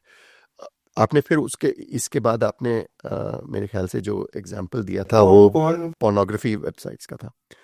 अब अगेन मैं ये नहीं बोलूँगा पोर्नोग्राफी देखें या ना देखें, लेकिन पोर्नोग्राफी देखते समय भी अगर आपने ऐसा ही बोला कि हमारे सेंसेस फोकस कर रहे हैं सेक्सुअल ग्रेटिफिकेशन पर, अब उस टाइम पे साइबर सिक्योरिटी का ख्याल तो ऑब्वियसली उस लेवल पे नहीं है जो हमारे नॉर्मल लेवल पे रहेगा पोर्नोग्राफी देखते समय, क्योंकि हम सेक्सुअल ग्रेटिफिकेशन पे फोकस कर रहे हैं, कहीं और से ही सोच रहे हैं। करेक्ट। तो अब ऐसे सिचुएशन में अगर हम टेक्नोलॉजी का ही उपयोग करें हमें बचाने के लिए तो भी हो सकता है। जैसे आप सिंपल अपने मोबाइल फोन्स पे या अपने लैपटॉप्स पे पॉपअप ब्लॉकर्स अगर एनेबल करके रखें, अगर आपके पास ढंग का सिक्योरिटी सिस्टम है और अब वो खुद ब खुद आपके पॉपअप्स को ब्लॉक कर दे तो आपको क्लिक करने की संभावना कम हो जाएगी आपकी। और ये लैपटॉप में तो सब करते हैं मैक्सिमम, बट मोबाइल फोन, हाँ, same softwares are available on the phone also. This communication device जो फोन है वो हर एक वो चीज कर सकता है जो आपका लैपटॉप अब कर सकता है। ये 15-20 साल पुरानी वाली बात नहीं रही है। हमारे iOS, हमारे एंड्रॉयड फोन्स, हमारे लैपटॉप्स जितने ही सोफिस्टिकेटेड हैं, फर्क सिर्फ इतना है कि उनमें capability in terms of screen size कम है और उनके जनरली एक्सेसिबिलिटी इश्यूज डिफिकल्ट हो जाते हैं क्योंकि उनके स्क्रीन ओरिएंटेशन अलग हो जाता है। बस उसके अलावा लैपटॉप और मोबाइल फोन के अंदर आज के दिन में हार्डली एनी फर्क। अब आपके पास तो डिवाइसेस ऐसे हैं जहाँ पे आप अपने मोबाइल फोन के साथ कीबोर्ड कनेक्ट कर सकते हैं और पूरा का फोन में अपने पॉपअप ब्लॉक है नहीं, मैंने भी नहीं कर, वही मैं बोल रही हूँ। नहीं, बट डिफॉल्ट मैकेनिज्म्स हैं। अगर आप अपने सिक्योरिटी, अगेन मैंने बोला ना सिक्योरिटी फीचर्स, अपने सिक्योरिटी फीचर्स अगर आपने देखे, थर्ड पार्टी पॉपअप ब्लॉकर्स जैसे ही आप इंटरनेट पे जा रहे हैं आप ब्लॉक करके रखें, और स्पेसिफिक, क्योंकि पॉपअप ब्लॉकर भी आपको बोलेगा कि this wants to send a message, we have blocked this popup, do you want to enable it. अगर किसी ऐसे चीज का हुआ जिसका एनेबल आप करना चाहते हैं, जैसे फॉर एग्जांपल जोमेटो आपको लाइव ट्रैकिंग देता है अपने फूड ऑर्डर का, वो अगर आपने ब्लॉक करके रखा होगा तो वो आपको बोलेगा जोमेटो आपको लाइव ट्रैकिंग के लिए पूछ रहा है, हम इसको अलाउ करें कि ना करें, आप कर लीजिए अलाउ उसको। लैपटॉप में तो होता है। टेक्नोलॉजी क्रिएट की गई है, आप उसको तो कम से कम अलाउ करिए आपको प्रोटेक्ट करने के लिए। बट अगर आप स्टार्टिंग टेक्नोलॉजी, में कहा कि 15 मिनट फोन आने के बाद जो सिक्योरिटी फीचर देखने हैं उस पे लगाना बहुत ज्यादा जरूरी। बहुत ज़्यादा ज़रूरी है, जिम्मेदारी लेनी होगी मेरे हिसाब से। ये एकमात्र सोल्यूशन है इस साइबर क्राइम की प्रॉब्लम का और इसके इंस्टेंसेस को कम करने का। We have to take responsibility, नहीं तो फिर वही जो फेमस कहावत है हमारी, अब पछताए होत क्या जब चिड़िया चुग गई खेत खेत। जिम्मेदारी लें और अपने आप को सेफ रखें। सो गोकुल, अभी हम लोगों ने डिस्कस किया कि किस किस टाइप के केसेस होते हैं या फिर क्या क्या मोड ऑफ एग्जीक्यूशन होते हैं कि जो साइबर फ्रॉड्स होते हैं वो एग्जीक्यूट कैसे करते हैं। बट अगर मेरे साथ कोई साइबर फ्रॉड हो गया है, सो मैं कहाँ पे जाके रिपोर्ट करूँ, या फिर कोई ऐसे पोर्टल है, कोई ऐसी हेल्पलाइन नंबर है जहाँ पे जाके मैं रिपोर्ट कर सकता हूँ? सो क्योंकि साइबर क्राइम के बारे में रिपोर्ट करने में हिचकिचाहट होती है, विमेन रिलेटेड क्राइम्स में, चिल्ड्रन रिलेटेड क्राइम्स में, साइबर फ्रॉड्स में, साइबर हमारी जो एनसीआरबी है उन्होंने एक पोर्टल क्रिएट किया है www.cybercrime.gov.in। उसका आप अपने डिस्क्रिप्शन में इंफॉर्मेशन भी दे सकते हैं। हेल्पलाइन भी है 1930। अब इन दोनों पे बहुत आसानी से इंफॉर्मेशन आप शेयर कर सकते हैं साइबर क्राइम के बारे में। जो साइबर क्राइम पोर्टल है उसमें तो एक सेपरेट सेक्शन क्रिएट किया गया है जहाँ पे women and children related crimes को सेपरेटली रिपोर्ट किया जा सकता है। यहाँ पे आपको पुलिस स्टेशन जाके एफआईआर दर्ज कराने की ज़रूरत भी नहीं पड़ेगी। आपको सिर्फ अपने साइबर क्राइम की सारी जो इन्फॉर्मेशन है उसको एकत्रित करके अपलोड करना है पोर्टल पे। पोर्टल खुद ब खुद आपके लिए एक एंट्री करके आपको उसका फॉलोअप रिपोर्ट भी दे देगा। तो आज के दिन में जितना आसान हो गया है साइबर क्राइम को रिपोर्ट करना, उतना कभी नहीं हुआ है। तो सिस्टम आ रहे हैं इन प्लेस, लेकिन इसके बारे में हमें जानकार होना पड़ेगा और रिपोर्ट करने से डरना नहीं। आप ये सोचोगे कि लोग क्या कहेंगे। इनफैक्ट मेरे एक रिलेटिव के साथ 90,000 रुपीज़ का क्रेडिट कार्ड फ्रॉड हुआ। 3 सेपरेट ट्रांजैक्शन 30,000 रुपए के यूके से हुए। अब प्रॉब्लम क्या होती है कि इंटरनेशनल ट्रांजैक्शंस में अगर आपका क्रेडिट कार्ड कॉम्प्रोमाइज हो जाता है तो वहाँ पे तो ओटीपी की ज़रूरत भी नहीं पड़ती।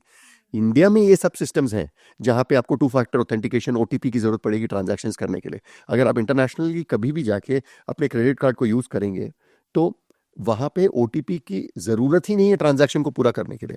और वहाँ पे अगर आपके साथ कोई स्किमिंग वाला फ्रॉड, सो स्किमिंग बेसिकली एक फ्रॉड है जिसके बारे में हमने बात नहीं की, लेकिन स्किमिंग एक ऐसा फ्रॉड है जहाँ पे आपके पास एक पॉइंट ऑफ सेल मशीन पे या एक एटीएम पे एक स्किमर नाम का एक डिवाइस आपके कार्ड इंसर्शन स्लॉट के ऊपर इंस्टॉल हो जाता है।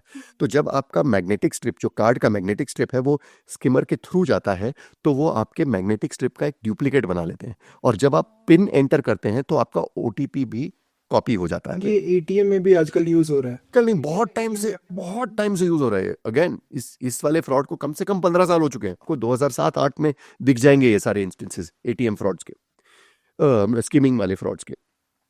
लेकिन इंटरनेशनली भी जब आप यूज करते हैं तो ये अगर फ्रॉड कमिट हो गया, इंडिया में तो ओटीपी की जरूरत है, 2 चीजें चोरी करनी पड़ेगी, मैग्नेटिक स्ट्रिप का कॉपी बनाना पड़ेगा और ओटीपी भी चोरी करनी। इंटरनेशनली अगर ये स्किमिंग फ्रॉड होता है तो सिर्फ मैग्नेटिक स्ट्रिप अगर कॉपी हो गया तो आपको एक किसी भी प्लास्टिक डिवाइस पे आपका मैग्नेटिक स्ट्रिप रेप्लिकेट करके आपको आपका क्रेडिट कार्ड यूज होने लग जाएगा। मेरे ही रिश्तेदार के साथ हुआ था। 3 transactions 30,000 same store, we had to immediately block the transaction, क्योंकि हमने 15 मिनट के अंदर अंदर वो ट्रांजैक्शन ब्लॉक करके कार्ड को डिसेबल करके फ्रॉड कर दिया। क्योंकि क्रेडिट कार्ड था, वो ट्रांजैक्शन क्योंकि हमने डिस्प्यूट में रेज कर दिया, the bank it was not charge to my relatives account, उसको चार्ज नहीं किया गया। लेकिन अगर सतर्क नहीं होते और अगर, क्योंकि किसी हाई वैल्यू क्रेडिट कार्ड में अगर 20-30 हज़ार रुपए के ट्रांजैक्शन होते रहते हैं, अगर आपने गौर नहीं किया कि ऐसे ट्रांजैक्शन हुए हैं और आपने रिपोर्ट नहीं किया, महीना सर्कल खत्म हो गया, खत्म, उसके बाद कुछ नहीं कर सकते आप। सतर्क रहना जरूरी है। हैंड टू हैंड रिपोर्ट करना। इमीडिएट रिपोर्टिंग बहुत ज़रूरी है, और इसके लिए गवर्नमेंट जितनी भी स्टेप्स ले सकती है वो ले रही है और लेती रहेगी। ऐसा नहीं है कि ये हो चुका है। ये सिस्टम्स ऑफ रिपोर्टिंग जो है वो कॉन्स्टेंटली इनके ऊपर काम किया जा रहा है और इनके मैकेनिज्म्स को इम्प्रूव किया जा रहा है। बट जिम्मेदारी जैसे मैंने बोला हमें भी लेनी पड़ेगी कि हम इमीडिएट रिपोर्टिंग करें, फॉलो अप करते रहें उसका कि ये किया था हमने, इसके बारे में क्या हुआ। हमारे पास काफ़ी सारे केसेस आते हैं डिजिटल अरेस्ट के भी, जहाँ पे इतना लोग भयभीत हो जाते हैं, इतना लोग डर जाते हैं कि लोग उसको रिपोर्ट नहीं करते, कहते हैं इतना ट्रॉमा हमें वैसे ही हुआ है, इसमें कोई वैसे ही कोई संभावना नहीं होती पैसे वापस मिलने की, तो हम अब पुलिस के साथ डील नहीं करना चाहते, तो छोड़ दो, जाने दो, हमने एक्सपीरियंस के नाम पे कुछ लाख रुपए चले गए तो चले गए, एक्सपीरियंस के नाम पे जाने दो, और सिरदर्दी नहीं चाहिए। हाँ, और सिरदर्दी नहीं चाहिए। लेकिन लोग ये नहीं समझ रहे हैं कि हमारी जिम्मेदारी सिर्फ खुद के प्रति नहीं है, समाज की तरफ भी हमारी जिम्मेदारी है। अगर हमारे साथ कुछ ऐसा फ्रॉड हुआ है, हमारी ये जिम्मेदारी है कि हम दूसरे लोगों को सतर्क करें कि हमारे साथ ऐसा फ्रॉड हो, और आपके साथ ताकि ना हो हम रिपोर्ट करें, भले ही हमारे पैसे वापस ना मिले, but this responsibility is towards society also. Therefore, reporting is very, very necessary. सो गोकुल, हमें काफ़ी मज़ा आया ये कॉन्वर्जेशन में। सो जस्ट टू कंक्लूड, अगर किसी के साथ साइबर फ्रॉड हो जाए, सो एज अ विक्टिम और विक्टिम की फैमिली हमें किस टाइप का एनवायरनमेंट देना चाहिए, प्लस क्या क्या चीज़ें करनी चाहिए सो दैट जो ट्रॉमा होता है, मेंटल ट्रॉमा होता है विक्टिम को, वो अवॉइड हो। So, let's quickly summarize it. सबसे पहली बात, इस चीज पे फोकस करें कि आप अवेयरनेस के ऊपर समय बिताएं। सबसे पहली बात, prevention is better than cure, इसको तो समझना बहुत जरूरी है। सो अगर हर व्यक्ति थोड़ा समय निकाल के अपने आप को सतर्क करे, जानकार बने, तो इसके इंस्टेंसेस कम हो जाएंगे। अब ये सोच लेते हैं कि सतर्क होने के बावजूद, जानकार बनने के बावजूद हमारे साथ साइबर क्राइम हो जाता है, तो सेकंड थिंग जो कर सकते हैं, एक सपोर्टिव एनवायरनमेंट जहां पे हम विक्टिम को दोषी ठहराए बगैर विक्टिम को सपोर्ट करें कि यस ये आपके साथ हुआ है, लेकिन हम आपके साथ हैं, रिपोर्ट करें इसको, इसके बारे में इंफॉर्मेशन इन्वेस्टिगेटिव एजेंसीज को प्रोवाइड करें ताकि इसकी तहकीकात हो सके, और अगर आपके पैसे वापस मिल सकें और आपको कोई सहायता मिल सके तो अच्छी बात है, लेकिन कम से कम दूसरे लोग तो इससे बच सकें। और last but not the least, ये अपने ऊपर समझ के चलें कि अगर आप विक्टिम नहीं हैं, आपके साथ किसी और व्यक्ति के साथ हुआ है, तो उसको सपोर्ट आप कैसे करें, और उस बिकॉज यही इंस्टेंस जो उस व्यक्ति के साथ हुआ है वो आपके साथ भी हो सकता था, आपके फैमिली मेंबर के साथ भी हो सकता था, चाहे वो हनी ट्रैपिंग का हो, चाहे वो फाइनेंशियल फ्रॉड का हो, किसी भी टाइप का हो। आपकी ये जिम्मेदारी है कि आप उनको सपोर्ट करें ताकि ऐसे इंस्टेंसेस कम हो। And last but not the least, I think systems will also have to come in place where we can ensure that employability बढ़े, इंफॉर्मेशन बढ़े इसके बारे में, ताकि ऐसे इंस्टेंसेस, और जो यूथ हैं, आप अगर ये सारे के सारे इंस्टेंसेस देखें, most of the crimes are committed by young adults. The instances of these crimes will reduce अगर हम एम्प्लॉयबिलिटी, अवेयरनेस, मार्गदर्शन बढ़ाएं। So that also becomes a very important part of fighting cybercrime. That's in conclusion what I think. That is very true, because ये मतलब हर perspective से basically हम as an individual क्या कर सकते हैं, एज अ सोसाइटी क्या कर सकते हैं, एंड गवर्नमेंट अपने तरफ से क्या किन चीज़ों पे यंग जो एडल्ट्स हैं उनको हेल्प कर सकते हैं। आई थिंक काफ़ी इंटरेस्टिंग कॉन्वर्जेशन था Gokul, we really enjoyed it, and I think हमारी ऑडियंस को भी काफ़ी हेल्प मिलेगी। Thank you so much for having me. It was all pleasure speaking to you, and जब भी फिर से मौका मिले तो प्लीज़ जरूर बुलाइएगा। I'd be very happy to come back and have a conversation. Definitely हमारे पास और बहुत सारे ऐसे पॉइंटर्स हैं जो हम नेक्स्ट अपने एपिसोड्स में डिस्कस कर सकते हैं आपके साथ, एंड काफ़ी अच्छा टाइम था। Thank you so much for having me. Thank you. Thank you for your time.